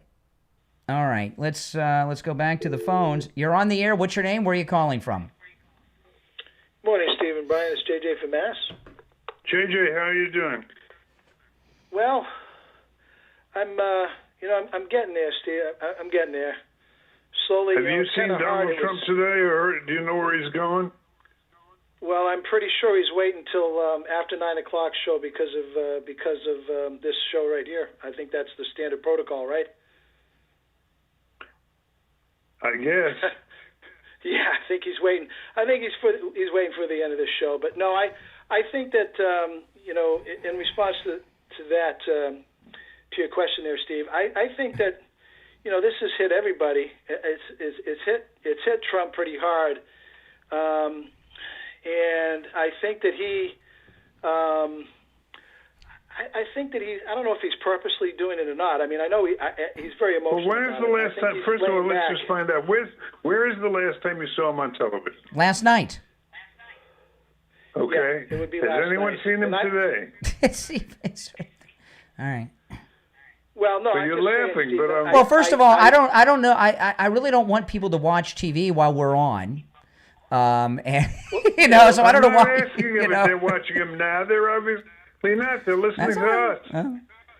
Well, I think there's some serious stuff going on, Steve. I know obviously, Charlie. This is just huge what has happened, and he's pretty melancholy about it. And I think that he, as far as the spotlight goes, he wants homage to be paid to Charlie, like last night. And I think there's also some things that are kicking off possibly down in Venezuela. There's still a lot of crazy things happening in the world. You had a few million people in the streets in London. There's a lot of stuff going on. But, I did want to mention, the guy who said the vibe is your tribe thing, Brian. I watched your, people, obviously after the show today, Sunday show that you did with the Procreator. That yes. was hysterical. That actually made me laugh. The Procreator. I didn't really yes. laugh too much. The guy was like Thurston Howell. All yes. I needed was a martini. Yeah. But last week when this young innocent girl, this Ukrainian girl, was taken from us by this evil, we were talking about, or I had mentioned specifically about this. Frankenstein had, created a monster in a movie, but the Democrats have created a bunch of different monsters, the racist monsters, the trans monsters, these hate monsters, and that's what this kid was. And one of the things I did over the weekend is I went out, I just started looking at a lot of old stuff. Like I went out to Wikipedia and I looked at the J6 information that they have there right now. The information that these kids go out and look at. And on there it says that it was, the far-right militias, the neo-fascists, the neo-Nazis, the neo-this, neo-that. And this is how this constant stew of lies. Well, if you noticed over the weekend, these people. They brought out the fake Patriot Front yesterday, and they were doing their marching. Yeah. You see all that. One of the callers had earlier reminded me of something that I'd forgotten about the Minnesota. They keep saying, and this is on the Sunday shows, everything, right? The violence is on both sides. Look at the Democrat lawmaker murdered in Minnesota. A couple things about that, and one of them a caller reminded me of I'd forgotten about. There was a Democrat murdered in Minnesota by a Democrat. And he had a statewide job that he was appointed to by Waltz, and he had the job previously, and he was appointed to it by the Democrat governor before Waltz. But when they arrested him, he had the No Kings March flyers in his car, and he had a hit list with 50 names of pro-life people on it. The Democrat that he had killed voted with the Republicans on the transgender sports issue. And he was a liberal activist. That's right. And that's did a news conference. And that was a liberal Democrat it was more trans violence, really. It was another Democrat who killed that Democrat because she voted against the boys and the girls sports. And everyone in the media and Democrat elected officials keep pointing to that. And people think, oh yeah, a Democrat got killed, it must be a MAGA guy. No, it was more trans violence. Well, if you think about it like this, I mean, people, if you think about it like this, when you start off with a false narrative, which is what the Democrats have done so many times, you have a false narrative. How do you bolster that? How do you support it or reinforce it? Can you support it or reinforce it with the truth? It's impossible to support a false narrative with the truth. You have to support it with another lie. Yeah, that's right. So there's a lie on top of a lie on top of a lie. lie. Well, remember, repeat a lie often enough, people will believe it. They're doing the Goebbels method is what they're doing. Correct. And this story, this Democrat story of this lie, there's a beginning, the middle, and the end. And in the middle of it, the truth starts to, people compare the two and it starts to catch up. Well, Charlie was doing the one thing that cults can't have. Cults need, the number one thing they need to survive is isolation. They can't have any penetration of truth at isolation. And Charlie would go, and even though he wouldn't win every argument as far as the person asking the question would go, there would be, there'd be some question as far as the person asking the question. The people that were listening to Charlie were all like, you just got smoked, bro. Charlie's right, you're wrong. Yeah. It was the people that listened to the two debating. It wasn't necessarily the debate itself. Oh. And here's the thing, the end story of this beginning, middle, and end is when the truth, when people, it's basically the turning point. It's the end of the story where people turn to the truth, they reject the lies, and they see the stuff that they've just seen over the past few days. They see the monster for what it is. People actually see the horror. People that don't know or don't realize that they are part of the lie. They realize now. This was they're part of it. This was another plot by the Trump haters to stop the movement. And like always, it's backfired on them because there are millions of people in this country that have been red-pilled since this assassination. You're seeing it everywhere. I've seen Don Lemon went up to a black woman on the street to do a street interview about Charlie Kirk. She was praising Charlie Kirk like his wife was the other night. I couldn't believe, and believe me, Don Lemon was shocked. He assumed she was going to trash Charlie Kirk, and it was the opposite. And what's happened, it's not that all these people have all of a sudden become MAGA Republicans. What they've realized is that this conspiracy against Trump is true, that everything they've said is true, and they're trying to stop this movement, the Democrats, because they've lost power, and it's scary to people, and people are opposed to that. The Democrat Party, Brian, and everything that you just said can be summed up into one caller today, and I can just say panic. The guy who ends the call with you, he screams basically. This is what I'm feeling this is my interpretation of this kid. All border towns are safe. Yeah, I heard that was a great call. That was wonderful. That's a blatant lie. Yeah. But that's what he said. Well, maybe now, but not 6 months ago. Exactly, maybe now. But the Democrats, more than anything right now, the Democrats, they need a MAGA or a Republican. They need an attacker, somebody that they can point to. See, there's one, you guys may have a million times that we did all this evil stuff, but look at this one guy. Look at this one MAGA guy. Oh, well, it turns out he's not MAGA. It turns out he's a Democrat. All right, appreciate the call. All right, take care. Appreciate the call. I want to tell everyone about Jupiter Joe Thomas. I'll put you on hold, Steve, and everybody else, if you're on hold, stand by. There's all kinds of different investments. You guys know that, right? 401ks, IRA, stocks, bonds, mutual funds, savings accounts, all kinds of things, CDs. But what makes annuities different is, one, your money's always safe. You're never going to lose money no matter what happens in the market, and you're guaranteed an income stream every month for the rest of your life in your retirement. That's all I need to know, right? And, I asked Joe Thomas a while back when he was in studio with me, I said, when someone comes to you and they're wealthy, and someone comes to that's a middle class person, what are the different things a rich person and a middle class person want when they come to you about annuities? He says they want the same thing, another revenue stream. Right. Everybody needs more income, always, especially when you're retired.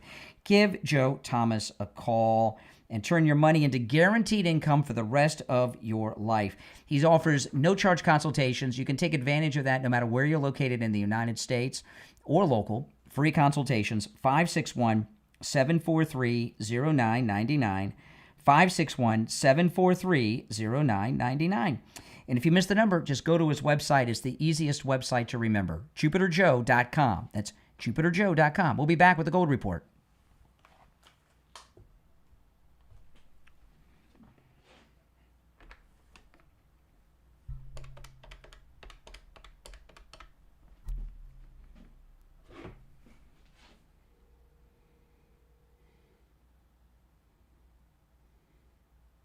Hey there, hold on.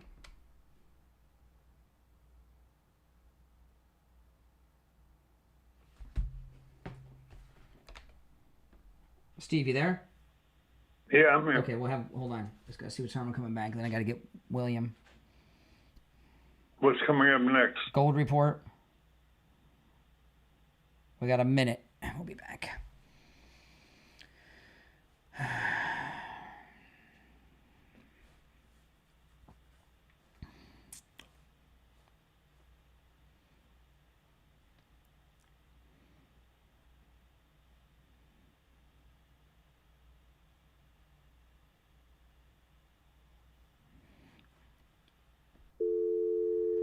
All right, William, we have about 30 seconds.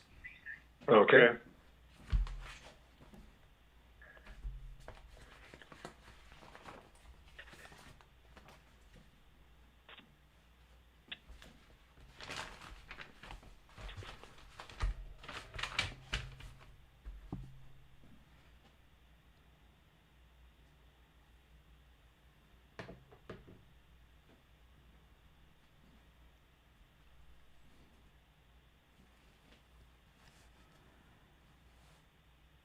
All right, we are back. It's the Steve Kane Show, Florida's longest running radio show. I'm Brian. Steve Kane is here, and it's time to check in with William Youngerman from the offices of William Youngerman Incorporated in Boca with the first look at gold and the precious metals for the week. William Youngerman, how the metals opening this week?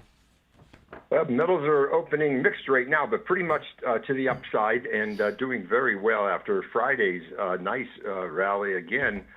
Breaking to highs of $3,658 on Friday and a low of $3,630. closing out the week at $3,641.40 the ounce. That was up $8.20 on Friday. Silver gained 62 cents at $42.09 the ounce. Platinum was up $13 on Friday, closing out the week at $13.92. And palladium was up $8, closing out the week at $11.97. Palladium did get up to $12.51, which was kind of a breakout number. Silver or gold overnight trading at $36.25 on the low, all the way up to $36.47. Right now we're at $36.43, $3,643 the ounce for gold, up $1.60. Silver up a penny right now at $42.10. Wow. Platinum down $7 at $1,385, and palladium down $5 at $11.92. So look at silver over $42 an ounce, and gold breaking through $3,600 with no problem over the last 2 weeks after trading in a very sideways action for months during the summer months, but breaking to the upside, gaining over $200 very quickly. Wow, I mean, silver, I mean, everything's doing well, but silver, I mean, that's wild with silver, what's going on right now. Yep, $42 and a lot of buying going on. So when people are buying, long ways to go. When people are buying silver, and they're coming in, what are they buying? I mean, what's like the favorites that are? They're buying everything. We've sold a lot of silver eagles in the last week or two. We've sold a lot of 100-ounce bars, 10-ounce bars, and many of the other countries' 1-ounce coins, which are very popular and very beautiful. Yeah, and remember, guys, whatever William Youngerman sell, William Youngerman will buy back from you too with the metals. When you want to turn it back into cash one day, give him a call. He opens up at 10 a.m. Toll free 1-800-327-5010. 1-800-327-5010. His address is 150 East Palmetto Park Road in Boca, on the first floor of the Bank of America building, just east of US 1 Federal Highway on the south side of Palmetto Park Road. And you can find both William Youngerman's address and phone number on his website, williamyoungerman.com. All right, William Youngerman, we'll talk tomorrow. Okay, have a great day. All right, take care. All right, let's go back to the phones. They're ringing off the hook. You're on the air. What's your name? Where are you calling from?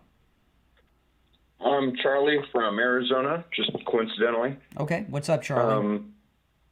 Preface it with that this has actually really affected me, Charlie Gone. I wasn't a huge fan of his, but I obviously knew who he was. He was a great guy. I still see a whole bunch of people in comment sections saying that they believe it was a MAGA supporter or something, and I kind of want to just address them and tell them, don't worry, ballistics, handprints, and all the circumstantial evidence, as well as testimonies from friends and family, as long as a real world situation comes out, he's getting charged. You know, this is bizarre to me, okay? We got a picture of him in a French maid's outfit with a transgender flag and a gay flag on his wall. He's got a transgender gay boyfriend, right? He had all this Antifa and trans stuff written on the bullets and everything. But he's MAGA because they say his dad's MAGA.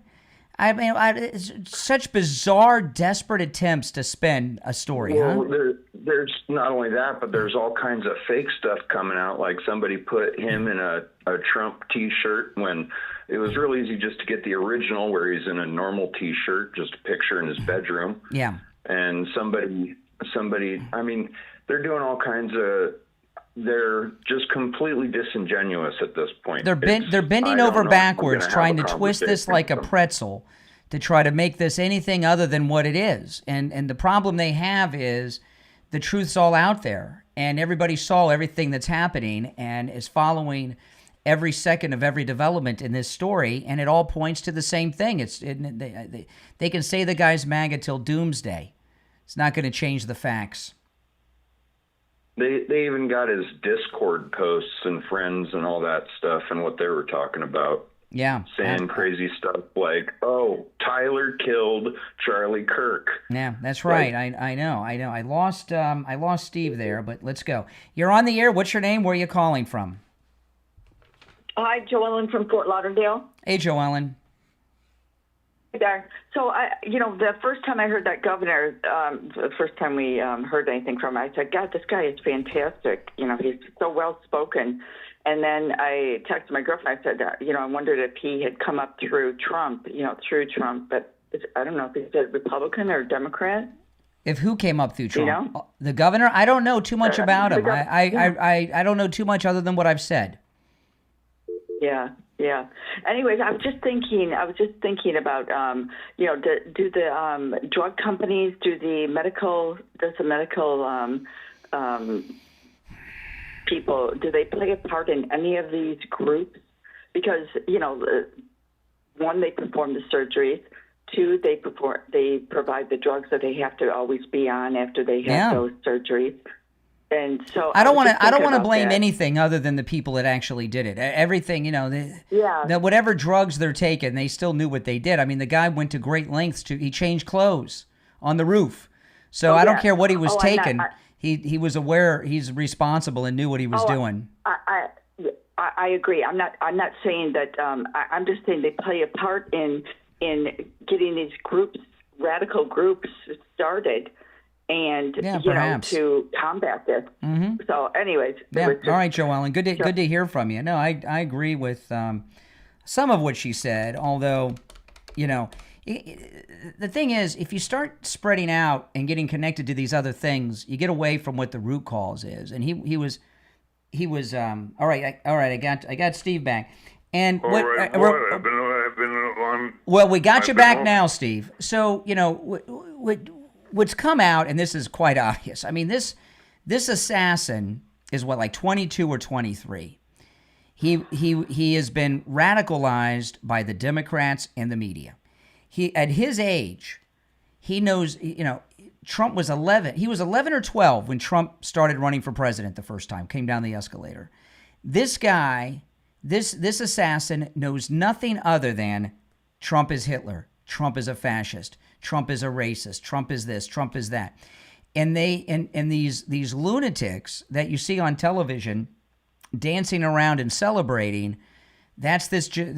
He's one of them. The only reason he's not dancing is because he's in the cell. But I'll tell you, Steve, this may be the first midterm election season in a long time, in my time, where the party in power gained seats in the second term, because the left, everything they've done is just turn the country against the Democrats. Well, it's hard to tell how it's going to play out. I mean, it's very difficult. We're in an uncharted territory. When Donald Trump gets up in the morning and the first thing he does is not a press conference, especially with something going on like this. Steve, when has he had a press conference at 8 a.m.? He does not have press conferences till after 9. He never has them this early. Never. He did on Friday. He did an interview on Fox on Friday during the 8 o'clock hour. Yes. That was unusual. He usually doesn't do anything until after 9. That was an outlier. He doesn't want to interfere with the show. He doesn't want people to listen to other people other than us, I guess. But no, he never does interviews or anything this early. He posts on True Social. He's posted some things there about the economy and things this morning. But he doesn't do press conferences this early in the morning, ever.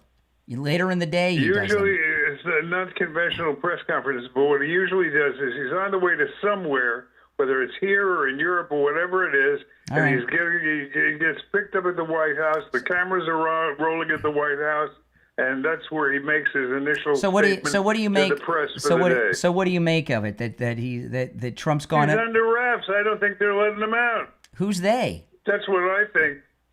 Our people. Oh, for security? People don't want to see him shot.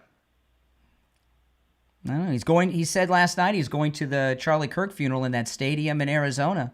Well, that's not today, is it? It's later this week. Earlier this week. Later this week. Later this week. I said later this week. Oh, later this week. Okay. Yeah. All right, let's take some more. We're not communicating too well. No, we're not at all.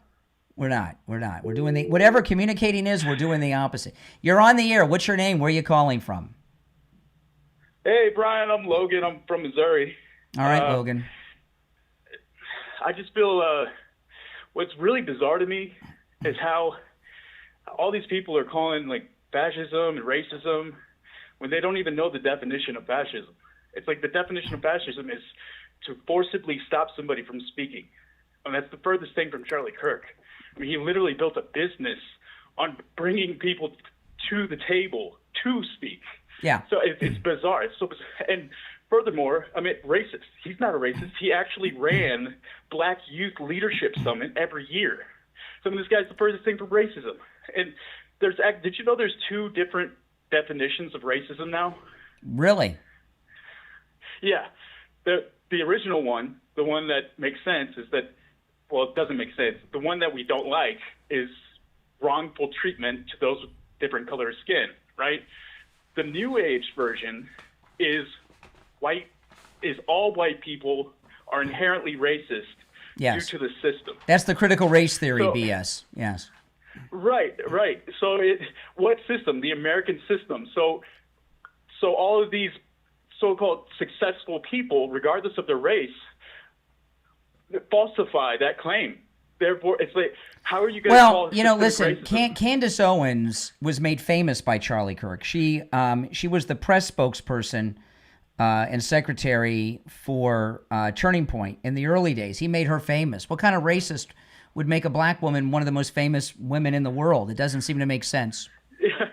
Yeah, I love Candace Owens. She's so good at what she does. No, she's And, gotten yeah, weird lately. She's gotten strange lately, unfortunately. Well, I mean, we need more unity. We need more youth to step up. Well, and I to don't come to the unify table. with anti-Semites who are Holocaust deniers, and that's Candace Owens. She's denied the Holocaust. She's lost her mind. Hey, listen, I appreciate the call, though. Take Wow. care. Yeah, I know, it's crazy. All right, So take care. you- Now, I want to talk, before we go today, I want to talk about those of you that have neuropathy or someone in your family does. Oh, my goodness, Steve. You know, neuropathy, I don't know if it's an official disability with all that kind of stuff, but it should be. You know, neuropathy, really, it leaves you bedridden. And life pretty uncomfortable, too, with all the pain, the dizziness, the falling down, the tingling in the hands and feet. Not only do you become homebound, you become bedbound. And it's no way to live. Lighthouse Medical in Pompano have a treatment for neuropathy that works and a treatment that lasts. Steve, you had your neuropathy treatment over 3 years ago. Not only did they rid you of all your neuropathy symptoms, they haven't returned. Give them a call. Lighthouse Medical can help you no matter where you're located, whether you're local or somewhere else in the United States. They can help you do with you what they did with Steve. Rid you of your neuropathy symptoms and keep them from returning, because we weren't thinking about the long term. Here we are 3 years out and the symptoms are still gone. It's amazing. Give them a call. Make sure you mention Steve Kane when you call so you can take advantage of the no-charge consultation. 754-222-6642. 754-222-6642. That's 754-222-6642 for Lighthouse Medical, and online, lighthousemedicalcenter.com. All right, that's all the time we have for today. You're listening to The Steve Kane Show, Florida's longest-running radio show on the radio since 1977, celebrating 49 years on the radio. I'm Brian Craig. Steve Kane has been here. We'll see you tomorrow morning at 6 a.m. Thanks for tuning in, and we'll cover the latest news tomorrow. Take care. God bless Charlie Kirk. All right, I'm going to continue a little longer, guys. We're clear from the radio, so if you're on hold, hang in there. If you'd like to call in, please do. The number's pinned in the live chat.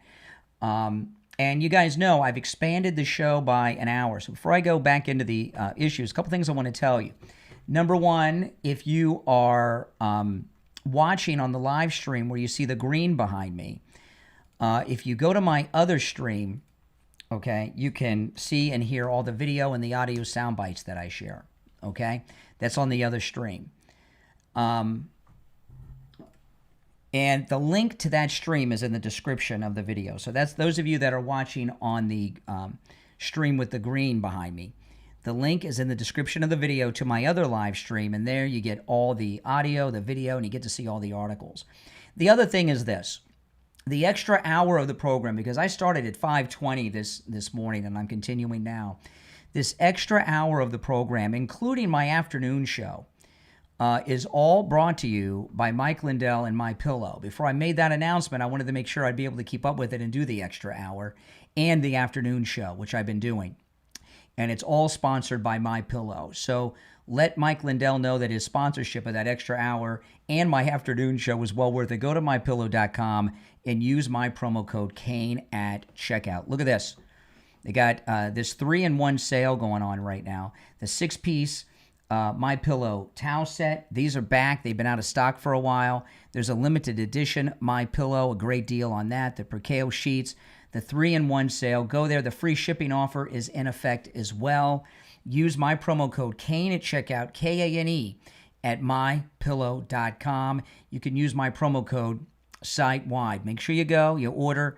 That's how you let Mike Lindell know that the extra hour is, money well spent by him. Okay, so that's greatly appreciated. Now, I want to get back into the issues because there's a lot of things that I didn't get to today, and we've had a lot of great calls. One of the things, I have mentioned this a few times on the show today, and I want to mention it one more time, and then I'm going to get to some of the audio sound bites. And you guys on the green screen, hop over to the other stream, and you'll get to hear the audio and see the video that I want to share. This one talking point that they're all running with is complete and utter BS, that a MAGA guy killed this Minnesota Democrat. I mentioned this with a couple callers earlier. He was a leftist, okay? He had a kill list with 50 pro-life people on it. His car was filled with No King's March flyers. He had a job appointed by Democrat Governor Tim Walz. He was appointed to that job by the Democrat governor before Walz, do it before. And the Democrat that was assassinated by him, that was murdered, had voted with the Republicans against men and boys in girls' sports. She voted with the Republicans on the transgendered sports issue. That's why he killed. He's not a MAGA guy. And it's important to remember those things because that's one of the biggest talking point lies that they're running with on this. Well, you know, the violence is on both sides, Minnesota. It is not true. And no matter how many callers have called me with that over the last few days, and I point that out to them, 10 minutes go by and I see somebody else in the live chat or on the phone with the same crap. And our big guys in the media aren't correcting this. And this is a big thing that's been going on and on. But I want to get to some of the audio sound bites. If you're new, my name's Brian. This is where MAGA comes to talk. Make sure you subscribe. Listen to this crap. This is Martha Raddatz. Remember Martha Raddatz was on TV crying on election night when President Trump beat Hillary? President Trump said nothing about the political violence. Oh, yeah, I forgot. She's speaking to the governor of Utah. President Trump said nothing about the political violence against Democrats. In fact, he blamed the radical left. What's your reaction to that? Is that something you think he should be doing? Well, look, President Trump is very angry, and Charlie is his close personal friend. There is a lot of anger on the right, on my side of the aisle, and I've certainly felt that. And in this case, it does appear that that's true. Again, more information is coming, and we'll learn more over time. You know, I don't know that matters as much as the radicalization piece. I brought up the Democrats who were assassinated recently, and how quickly we move on from these things. But the body count is the Democrats were killed by another active radical Democrat over the trans issue, which puts that in the category of trans violence. And they keep promoting this lie that a MAGA person, a Republican, committed those acts. It was another Democrat. As the radicalization piece, I brought up the Democrats who were assassinated recently, and how quickly we move on from these things. But the body count is piling up, and so I'm so concerned about this radicalization piece, and that's what we're trying to understand. Again, this person made a choice, and it was this person's choice, and this person will be held responsible, and we have to make different choices. And we also have to figure out how it came to be that a kid with a 4.0, with a 34 on the ACT, with a full ride scholarship at my alma mater, who didn't even last a semester, drops out and ends up doing something like this. We need to understand that, and we need to figure out how to stop it. Yeah. You know, this guy is obsessed with getting this lone gunman BS out there. Now, here's the same guy, the Utah governor. This time he's with Dana Bash on CNN. He's a real beaut. I'm not saying we have to just sing Kumbaya and hold hands. What I'm saying is we actually should disagree. I think Charlie represented that better than anyone. Charlie said some very inflammatory things. Really? See, now this is the governor of Utah, so-called Republican. I mean, he is really the definition of rhino, right? Republican in name only. Charlie Kirk did not say things that were inflammatory. What Charlie Kirk, see, this is what they're trying to make his ideas radical. You think that if you didn't know who that was talking, you would think it was a Democrat, wouldn't you? Oh, it's the Republican governor of Utah with the fancy shoes during the press conference. You know, what Charlie Kirk talked about was not inflammatory. It was normal. Charlie Kirk, the MAGA movement, Donald Trump, these positions are not radical. They're not inflammatory. They are normal things. And what they've done on the left and this fake Republican governor, can you believe this guy was involved in the manhunt? My goodness. No wonder it took 33 hours for his dad to turn him in. You know, this is laying blame towards Charlie for the assassination. But what they've done is they've taken what's normal and made that radical. Let me rewind it and see if he says anything else of note. I'm not saying we have to just sing Kumbaya and hold hands. What I'm saying is we actually should disagree. I think Charlie represented that better than anyone. Charlie said some very inflammatory things, and in some corners of the web, that's all people have heard. But he also said some other things about forgiveness. He said some amazing things about when things get dark, putting down our phones, reading scripture, going to church. Yeah, no, it doesn't surprise me that he keeps pushing people to put down their phones so he can craft a narrative with CNN here about what happened, as opposed to people following the news in their phone about what really happened, right? This guy's a jerk. When they had the first press conference after the shooting, I thought, well, he seemed all right because I didn't know anything about him. This guy is everything that's wrong with the Republican establishment. Talking to our neighbors, he said that we have to engage, and that's what I appreciate most about Charlie Kirk. Said if we don't keep talking, that's when the violence starts. Look, there are conflict entrepreneurs out there who benefit from radicalizing us, and now he's blaming. He's not talking about liberals here. He's talking about conservative influencers, of which Charlie Kirk was the top one. That conservative influencers talking about the truth are somehow radical and dangerous. This is our Republican governor. Charlie Kirk was right. The Republican Party needs to remove him from the party.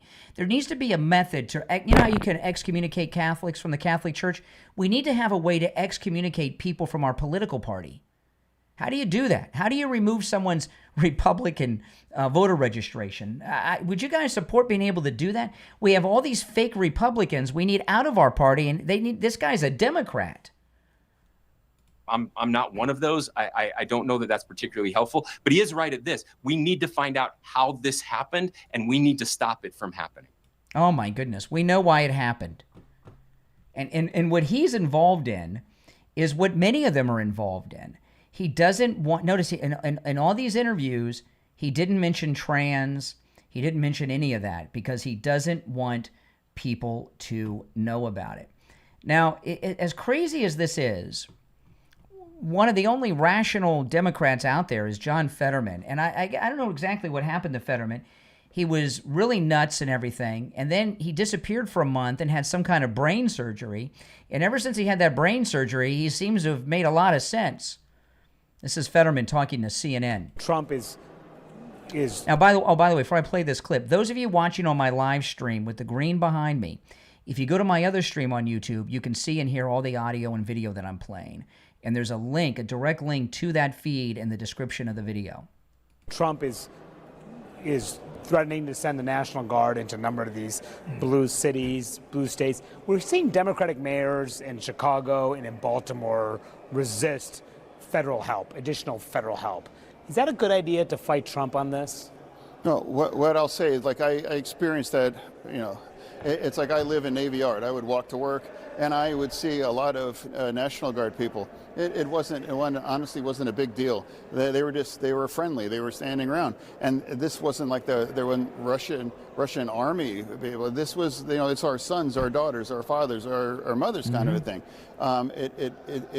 If you actually experience it on the ground, it's really not like it's not occupied city or anything. So for me, when I was a mayor, I was a small town mayor. I asked for help. I asked for help to confront gun violence and crime. If I was a mayor and I had a significant kinds of violence situation, I would be happy to get help. Honestly. Yeah, I know it's crazy, huh? Fetterman. Now maybe it has to do with Pennsylvania going for Trump and being so red, but what he's doing there, John Fetterman, he is the only Democrat that's come out in favor of ridding these Democrat cities of crime. The only one. Every single one of them has said no to ridding these blue cities of crime. Only him. Pretty amazing, isn't it? Now we got to be careful because we don't want to help a Democrat, but there aren't other Democrats like him. And this rhino fake Republican governor we have in Utah. Why did this happen? Why? Because the rest of the Democrat Party are saying the opposite of Fetterman. If all the Democrats were like Fetterman, this incident probably would not have happened. Now, here's another one. This endless discussion that the violence is happening on both sides. Yes, there is violent extremism on both sides. Mm-hmm. Really, where's the violent extremism on the MAGA side? This is Fox News, by the way. They keep saying this. There's this violence on both sides. The violence, where are these instances of the MAGA violence? Where are MAGA people killing people? Because I keep missing this. I follow the news pretty closely, but I haven't seen any of that. Yes, there is violent extremism on both sides. Mm-hmm. It is not proportionate. And in order to have an honest conversation about what led to this moment, that has to focus in part on the left. I'm glad you mentioned that it's not unique to one side or one party. Charlie Kirk was not a saint. He said 2 years... Not a saint. See, look at this guy. Now this guy, he's ticked off because this was his last show. They fired him at Fox. This Howie Kurtz jerk. But he wasn't a saint. What living person is a saint? There was only one person who lived who was a saint. Everybody else has not been. That's Jesus. Right? Everyone else is a sinner. I mean, who talks like this about a man who was just assassinated at a peaceful sit-in, talking to people and having a dialogue, and he's in a box now in a mortuary? They made a good move getting rid of this Howie Kurtz, didn't they? Unique to one side or one party. Charlie Kirk was not a saint. He said 2 years ago, it's worth to have a cost of, unfortunately, some gun deaths every single year so we can have the Second Amendment. But his murder makes us feel like a very dangerous time. I mean, we are. Yes, there is. Okay. Now, see, this is another, what a jerk. This whole panel, what a jerk. His last show, too. You know what he was doing? He was auditioning for CNN. That quote of Charlie Kirk is so out of context. What they say is this, right? Well, Rush used to talk about this a lot with the liberals. Liberals believe that if we all would just bend to their will, that we would live in a perfect, peaceful, utopian society. So they say if we had gun control, there'd be no murders. Well, I got news for you. A college campus is a gun-free zone. It is against the law. It's against federal law to bring guns to a school. Yet some people do it. You know what? It's also illegal everywhere to murder people, but they still do it. But they tell them, they say to Charlie Kirk in one of these things, well, people are dying every year. And he says, well, what I just told you, doing away with the Second Amendment not only is not going to end that, it's going to increase it. And they turn it into this thing saying, well, a few deaths is worth the price. That's not what he said. That's not what he meant. And they know it. And they play this game of repeating these lies. It's kind of like the game of telephone, and they develop. Now, Jasmine Crockett, who's a congresswoman without a district because of the redistricting in Georgia, she's out there, in Texas, she's out there trying to play the race card to get support. Listen to this. This is Jasmine Crockett. This is all the audio I didn't get to on the show today. This is Jasmine Crockett on MSNBC. But as somebody who understands history, when I see ICE, I see slave patrols. Now, really? Slave patrols? In fact, in many instances, the opposite is different because the illegals are brought here. They're in slavery.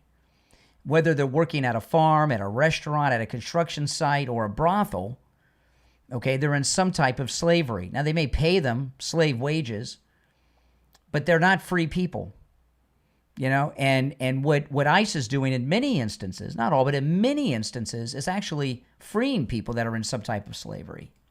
but as somebody who understands history, when I see ICE, I see slave patrols. Now, I never lived through the slave patrol period, but if you know the history of policing in this country, then you understand that they were born out of slave patrols.